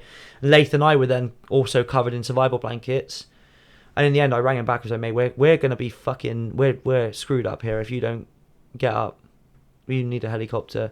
They sent a helicopter from Inverness eventually. 3.5 hours later, we're all freezing cold, it's dark, it's all sorts. Anyway, the helicopter came over. They were doing this thing trying to find a spot to land, and they just fucked off, and we were like, oh. Like, right, okay, so we just spent all that time and it can't land. So the guy rings me back and was like, we are coming back, we're just trying to find a place to land. Anyway, it goes across to Berwick, which is where we were trying to get to anyway. We thought he was going to land there. I was like, if we knew that, we would have just bloody carried him over. But we tried carrying him up, and he was getting heavier and heavier, and I thought, we're just going to drag him at this rate, it's going to hurt him. Eventually they landed on the top, and we still had to walk him to the top of the remainder of the uphill that we had to do. We had to drag him up anyway. Great. Yeah, so anyway, we got taken back to the Glenmore Lodge. Fucking helicopters coming in. My uncle died in a helicopter crash. It was the first time I've ever been in a helicopter, and it like, you can imagine what my head's going through when I'm up there. I've got these big headphones on because it's so loud, and the guy's going, "Are you all right?" He means, "Am I physically all right from the challenge?" And I was like, "I'm fine. Just up here, I'm a little bit fucking. I'm processing. I'm trying to stay calm in this environment where I've never tried to dealt with something like that. I never thought I'd be in a helicopter. I knew it was at some point a possibility, but I didn't expect it to ever happen. And yeah, that was quite tough, to be fair. Everyone's got back. I didn't say much to anyone at the time, but we got back into the lodge, landed. Everybody's on the balconies. There's a fucking big training centre. There's hundreds of people, loads of police officers at the foot of it. And I'm thinking, oh God. Anyway, the police obviously ask you a load of questions. They check your gear. In the helicopter, the guy was checking our gear. Because obviously, if we called Mountain Rescue out and we're doing this shit without adequate gear, they could have charged us for the call out and everything, because we would have been stupid. That would have been complete complacency, and actually could have carried quite a heavy consequence. But they were like, well, you clearly know what you're doing, you're just very unlucky. Yeah, so we took the following day off from the challenge. We were meant to cycle between Aviemore and Fort William, but we decided to drive it because by the time we got back at night, it was like midnight. Lath and I were fucking knackered. We'd been cold. We got a little bit hypothermic, and I thought to myself, we'll just take the day. Also, Jack needed the sleep recovery, and we couldn't leave without him. So if Lath and I had left, we'd have had no support. But also, we couldn't leave Jack because he had. Do you know what I mean? So I said, yeah, okay, well, we'll just call this one. So we ended up playing ball in the morning. We had it, like, you'll see on the documentary, the following day from that. It's an unbelievably beautiful scene. Like, it's blue sky, it's so calm. It's like the storm of the night before, and it's all chaotic and shit, and then boom, it's just dead calm. We were playing ball. We were throwing throwing and kicking a rugby ball to each other. Obviously, Jack wasn't, but we were. And we then drove to Fort William, and we were stopping off at lakes, getting loads of footage, and it was a stunning day, just a really, really peaceful day. We stopped off at the Commando Memorial at Speen Bridge, just outside Fort William, where Leif's grandfather had been laid down. And of course, because it was such a lovely day, we had literally the Lochaber range with Ben Nevis just sat in the background, like a big lump of mountain in the background. So we're doing loads of shots, and I was like, tomorrow we're going to climb that. And it was like mad, but obviously we did that for Lath, and then we got into our accommodation, went out for another team meal that night, which Tom paid for very nicely to sort of get over from the day before. And then we got up the next day. What an unbelievable day! That was my favourite day in the mountains of all time. Like an actual mountain day, not just a challenge day like the one 2 years before I was cycling. I was like, this is unbelievable. The actual favourite day on the mountains has got to be the Lochaber 4000s. We got into the Glen, or the Ben Nevis ski resort, or the Ben Nevis mountain resort, or whatever it was, and it was like 5 or 6 in the morning. It was dead calm. And I said, right, we've got quite a tough route now. We had to go up Annock Moor and Annock Beg before we went up the CMD, which is a famous ridge, onto Ben Nevis. And I said, but the Annock Moor climb is a fucking dick according to how steep it is on this topography chart. And I was like, okay. So anyway, we stomped up it. We absolutely stomped up it in like amazing time. But we got up to the ski lift centre, which is so far up. It takes you up so far, and then the ski resort stops, and then you walk up the rest of it. Obviously, we didn't take the gondola because it was closed anyway. It was 6, 7 in the morning. I keep saying 6, 7 now. I think it was 6 in the morning we left off. It's on the docu anyway, but yeah, we got up and we turned around at the centre, and there was an absolutely complete cloud inversion everywhere, and you could just see mountaintops poking out, and I was like, oh my god. So I was literally so we took loads of videos. We got up to the summit, and of course we're one side of the mountain. We got onto the top of the mountain and realised everything, the whole area, it was like cotton wool with mountains sticking out of it everywhere. It was unbelievable. The sun was shining. I was like, this is not coincidence. This is because this is fucking October as well. It was so hot up there as well, like t-shirt and shorts weather, yeah. And I was like, this is because we're doing what we're doing. On the ground, it was murky. Above the clouds, it was the most stunning day. It was literally like a summer's day. And I was like, oh my god. We went up to Annock Moor, got on the summit. We met 2 Scots up there, and they were fantastic. We got up to Annock Beg. I called Andy Cleves and was like, oh my god, mate, look at this. We had the cairn and everything on there. Dropped down the CMD, and it was like freaking like that, and it was brutal. But I was having so much fun. We got onto Cairngorms Derg, and then so the way I can explain the Cairngorms Derg is, it's like a triangular little peak. So it looks like Snowdon from the Watkin Path side, that triangular sort of top, like the Trinity face of Snowdon, yeah? But like a triangle box like that, and then you've got like, there's one next to it called like Cairngorms or something. I can't even pronounce it. It's weird on that side, and it sort of sits as a lower saddle with Ben Nevis there, with another peak there, with Annock Moor and Annock Beg behind you. So you've got Ben Nevis is the number 1, and then Annock Moor and Annock Beg are like 9 and 10, and the CMD I think is, no, sorry, it's not. It's the number 7 and number 8, and I think Cairngorms Derg is like number 9, the smallest of the 9 highest peaks in the UK.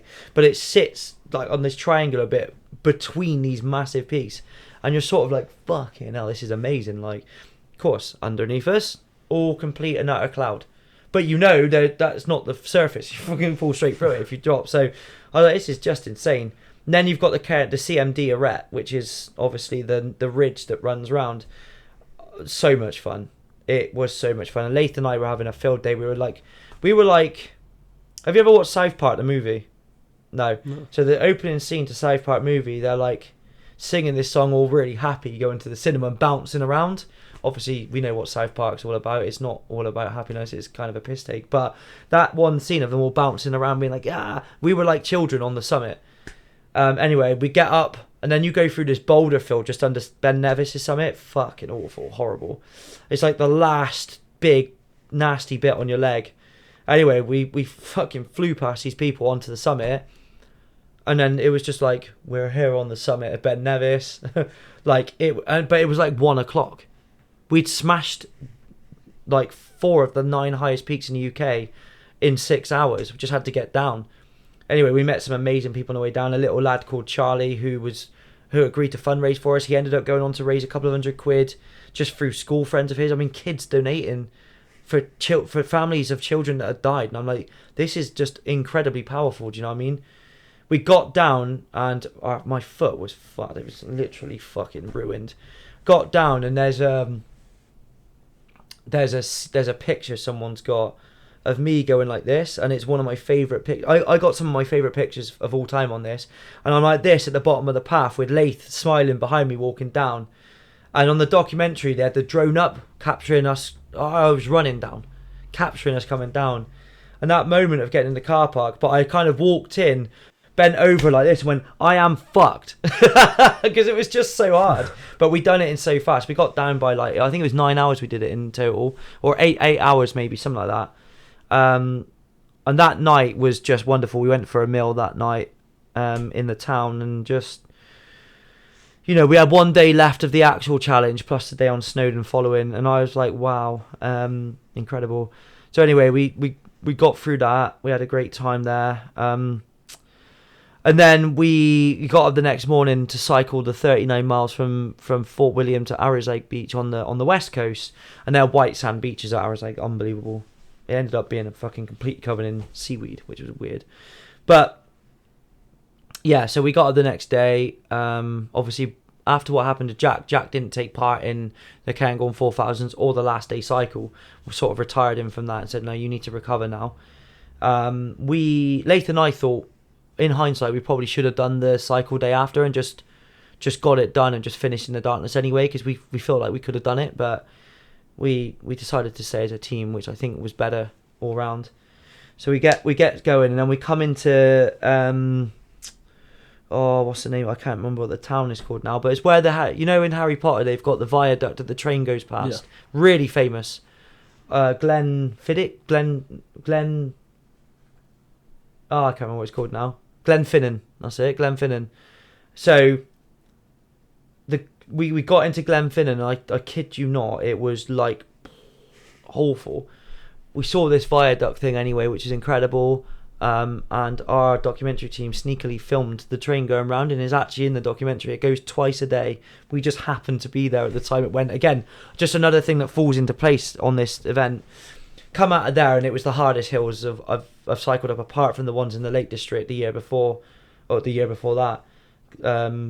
And they were just so hard.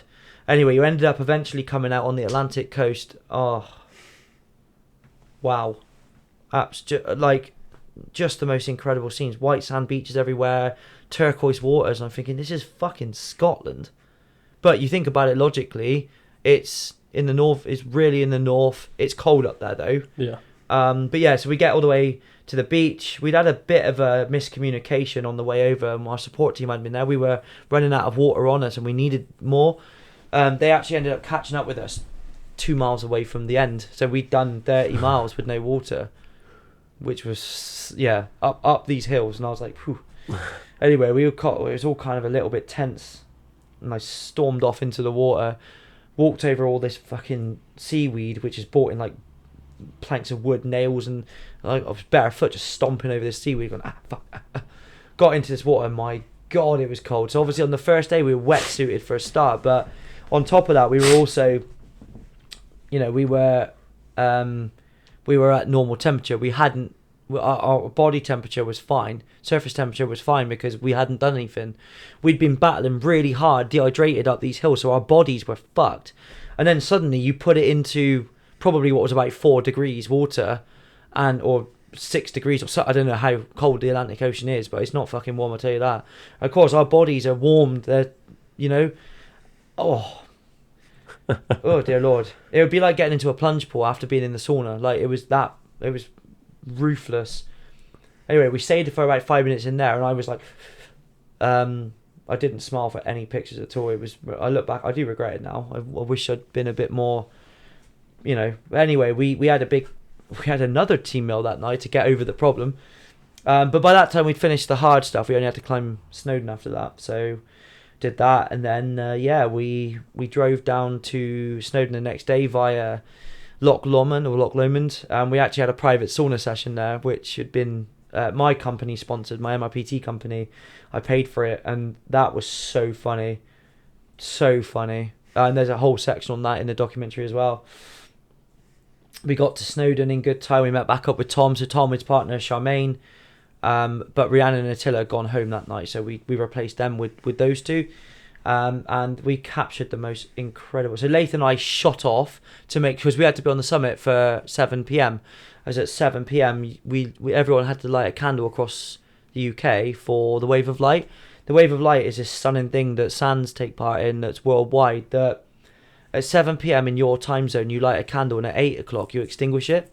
So as you extinguish yours, the next time zone light there. So there's a wave of light across the world. It's a really beautiful concept. And obviously it's there to resemble all the children that have been lost, or the people that have never made it. You know what I mean?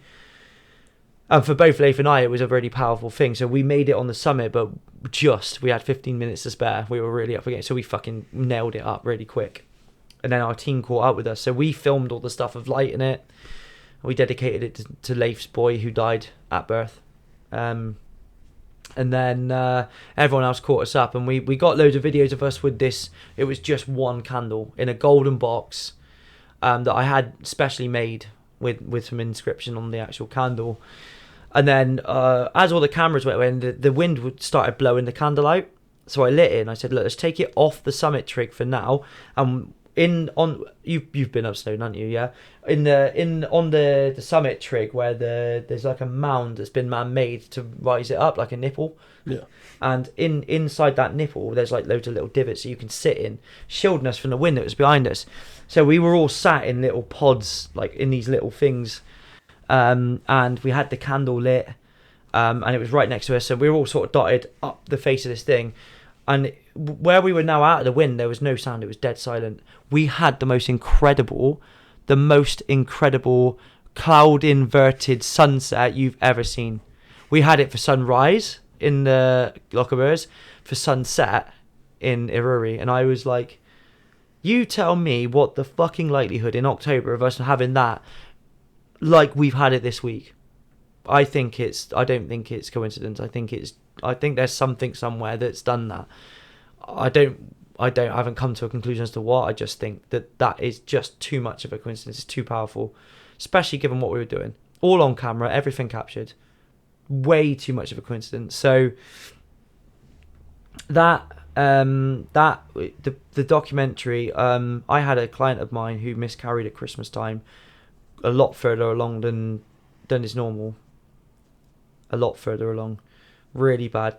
Not going to say too much because I don't want to give away anything, and it's not my place to say that or send someone's news. But they said to me, I watched your documentary and I was in tears. I was absolutely, just in tears at how beautiful that was. And the last shot of the documentary before it pans back to me, just in a normal setting, talking about, what an amazing journey it was.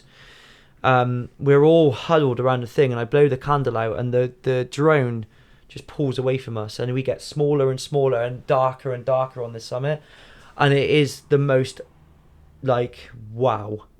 Like, the music in the background all builds up and then just ends as it pulls out, and I'm like, even talking about it now, I've got I've got the hair standing up and the goosebumps. When we watched it as a premiere in December, the amount of people that were like, I didn't expect it to be that good. Like, it was just insane. And yeah, the whole experience was incredible, absolutely incredible. And it's, I've had so many poignant and prominent memories of things that have been powerful in my life that I've got to a point now where I'm sharing the stuff I put together in a more corporate setting, And a lot of this is for my little girl. So when she grows up, she's going to turn around and be like, my dad is so cool. My dad is, my dad set trends. My dad is an example setter. My dad is a guy who people look up to. My dad is been there and done it, and he's made positive changes in people's lives. My dad's legacy will go down in history as something that people should aspire to be. And that's now the driving force. As I've got to a point where I'm like, these challenges need to get more serious to satisfy the itch. But part of me thinks, maybe it doesn't. Maybe I just need to do stuff for her now, you know what I mean? Like, I don't really know what's going to come next. I know I'm going to do more crazy shit, I can tell you that. We've got some for this year, but yeah, I'm just the experience is so humbling to talk about because it's so prominent in my head. Like, when you live it and everything else, it's just powerful. Everything we went through, all the little bits. And of course, you've been on loads of endurance events, loads of survival type events, yeah? You miss so many, there's so many little things that happen that you don't remember. And someone will say something, you'll see a picture and go, oh yeah. Mate, I have so many of them that I couldn't even tell you right now. But if we went on and watched a documentary, or I watched a thingy or looked at a picture, I'd be like, oh shit, yeah, that was amazing. You know what I mean? The people stick in my head, but the moments don't so much. You know what I mean? And yeah, we ended up raising nearly 16 grand for Sands. And yeah, what an incredible experience. Another amazing journey done. The only thing I'm gutted about is that we didn't complete Buriat, because that would have been that. But Lathan and I will go back and do that. He's an ultra marathon runner as well, and he's completed like 12 marathons in a year over the world. He's just done a High Rocks event, and yeah, he's 59 or 60 now, and he's so fit for his age. He's insane. He's nuts, absolutely nuts. You know, loves a dual date. Honestly, on the challenge, he kept going, "Where's my fucking dual dates?" Ended up they were in his bag the whole time. Apparently, it was like, wow. Or they were somewhere under the seat, and they found it when we were on the way home. But yeah, Tom Simpson, meeting him so he was with us on day 1, and he was with us on the final day on day 9, and just like he was like, mate, this is so cool, like this is so powerful. But he loves adventure as well, and he's Scottish, so he's got contacts in Scotland, and he's got contacts everywhere. So now we're looking at setting up like corporate experiences in Scotland, challenge guiding for things like the Three Peaks, for the Lochabers, for the Cairngorms, for everything else, the Welsh 3000s, the Welsh Three Peaks, the Yorkshire Three Peaks, everything Three Peaks. Hell, I'd even do the 3 peaks of bloody my stairs if I want. You know what I mean? Like that, whatever it is. I want more people to be out in the outdoors, but I'm going to attack it from an educational point of view. I don't want people to go out there and be someone else that chucks banana skins on the mountainside. Yeah. And people think that that's good because it breaks down and turns into soil. How many fucking banana trees do you see on Snowdon? You don't, do you? No. Yeah, the fauna and the flora there, they can't cope with it. It's not degradable for that type of land. Yeah, it doesn't break down for ages. It's a long time. It sits on the side of a mountain. Then one of the sheep or one of the goats come along and eat it and choke on it and die. Or their stomach can't cope with it and they get ill. You know what I mean? We need to educate people, not just tell them not to do something. Why shouldn't they do it? They've been told their whole life that it's good to throw fruit skins on the floor because it breaks down. But again, that's like me saying running's good for you. Yeah, that's great. It's not if you're giving birth, is it? It's not good for running if you've got a certain type of injury. It's not good for you if you're, been drinking for 15 hours. So there are times and places for all of this, and there are times and places to not do it. Yeah. We need to educate people, not just berate them for doing something. Explain why, and explain actually what the benefits are to doing something different. So that's really where I'm at this point in time. So you've listened to me waffle for a long time today. No, that's what the podcast is about, right? But that's the thing. I did the same when I listened to your podcast, which I think is 2 hours long. And your journey's been just as fascinating, if not just the same. I've also lived. I was removed from my house when I was a naughty teenager a little bit, and I lived in an MMA cage for 3 weeks. So I've never been having to sit in a place of work, but I've slept in a cage with a sleeping bag and a microwave. Yeah. So I remember I had a microwave, plugged it into the wall, and survived off of really shit, and a kettle. So I survived off pot noodles and microwave meals. That was in a gym off of the Trinity in Bristol, which is quite an interesting area as well. So yeah, that was fun. Yeah, pretty sure that's illegal as well. But yeah, it's been there's a lot of your journey that I recognise and I can familiarise myself with. So I'm just hoping that today's conversation, some other people can go, oh god, that's cool. I've had a similar experience, or I don't think I've had it the worst. But along with, there are people that have had far worse situations. I know people. You probably know people. People might think you've gone through worse than me. It's subjective. I don't think we should be comparing them. I think anyone who's gone through trauma needs to understand, bringing it back to a point, that there are better ways than doing stuff that destroys you. Yeah. Build, be constructive. Don't get me wrong. It still impacts on your body, but it doesn't destroy the people around you as well. You can take people in the mountains and they'll have an unbelievable experience. Can't walk, fine, get a train up Snowdon. Yes, it's expensive, but they'll spend the same amount of money on a night of alcohol. Yet you'll have this absolutely incredible real life experience on Snowdon, seeing sights that not, that so some people never get to see. Yeah.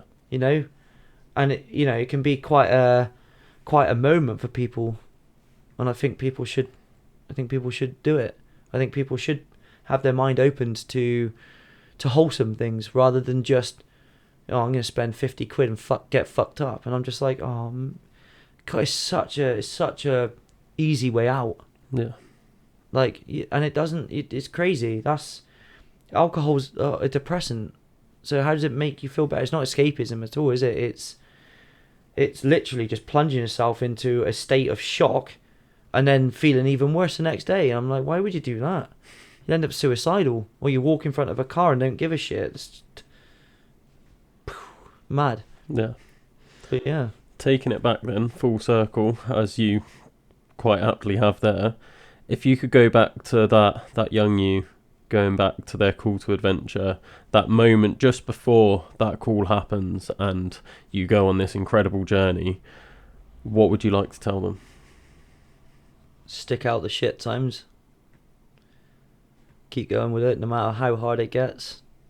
I think the big one is that, as we touched on earlier, things need to be and feel shit and get difficult, and you need to learn lessons for you to get good at stuff. There's no such thing as failing. Failing is giving up and walking away. Failing is only when you've done something and someone's been killed by it. Yeah? Learning is when we make mistakes and we grow and you get better and you refine. If I could tell that 14-year-old me that went on that first 10 tours, look, things are going to get difficult. Things aren't going to get your way. You're going to feel tired. You're going to get grouchy. You're going to do this and that. Just stick with it. Keep going. You're going to get good at this. But at the same time, if I told myself that and I didn't lose my head that day, would I be exactly where I am now? Yeah. So perhaps actually I wouldn't tell myself anything. What wonderful irony to finish on, eh? But yeah, perhaps I wouldn't. I don't know. That, like, when you can see outside the box and you think to yourself, I made a lot of mistakes in my life. Would I change them? No. Because I wouldn't be where I am now. No. And I think I'm in a good place. I've got a lot of wonderful things to look forward to. I've got a lot of projects. I'm working with good people. I'm helping good people. My child is about to be born, and I'm going to put a lot into making her a good person. She will be a good person. She's going to have a good moral set. My partner also believes in good morals, so she's going to have a solid home upbringing. And yeah, I just think it's an exciting time, and I'm really happy for the lessons I've learned. Don't get me wrong, would I want to watch Araya die again? No. But it's made me who I am. Would I want to have that news of coming home to my mum and brother sobbing in the garden, and my mum taking 20 minutes to tell me her brother's just been killed and he's on a life support machine and they're going to turn it off as soon as people get there? No. But again, it's made me who I am. So I think perhaps actually I've got to be grateful for experiencing trauma and shit, and all of these buzzwords that are used, they are still correct. I just don't like to be, I'm a victim of trauma. I'm not. I'm a survivor, and I have that survival mindset.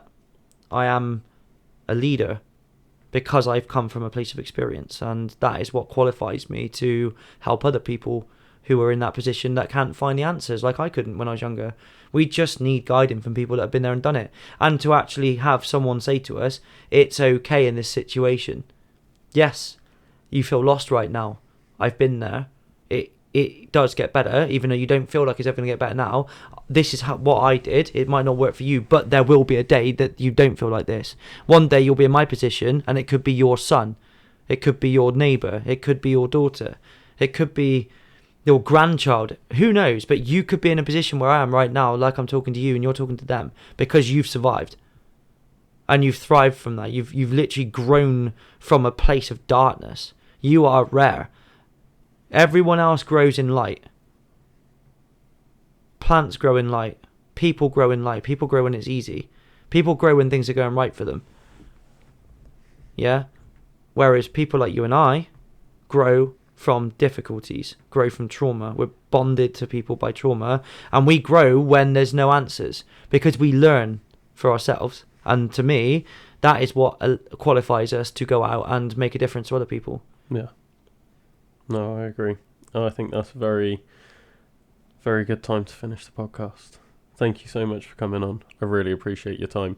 What a conversation it's been. It's crazy, but been a pleasure. Thank you for having me. No worries, mate. Thank you. Thanks again for listening to another episode of the Adventure Athletes podcast. If you liked this episode, please give us a like, give us a share, give us a follow. Every little bit really helps us grow the podcast. One day I'm hoping to be able to monetize the podcast. I know I'm nowhere near that stage right now, but the further we can spread the word of Adventure Athletes and the content that we're pushing and the guests that we're getting on, the bigger we can make it. And also, we're always looking for guest recommendations. So Matt today was a guest recommendation. I'm very grateful for getting him on the podcast. He's travelled from Bristol while his wife is heavily pregnant to do the podcast, so I really appreciate his time. But if you guys have got any more people that you would like to hear from, it makes a massive deal for me getting these recommendations. It saves me so much time and research, which I just don't have a lot of, as you can imagine. So yeah, the more you guys suggest people to come on and can talk to people that you know that are doing amazing challenges and want to spread what they're doing, whether they're doing it for charity, whether they're doing it for themselves, whether they're just accomplishing amazing things, the more I can grow the podcast and keep these weekly episodes going, because I can't lie, it is a struggle at times to keep finding guests, keep booking them on, and keep the podcast alive. I'm managing it, but only just. So the more you guys can help us grow, the better that we can make it. But until next time, guys,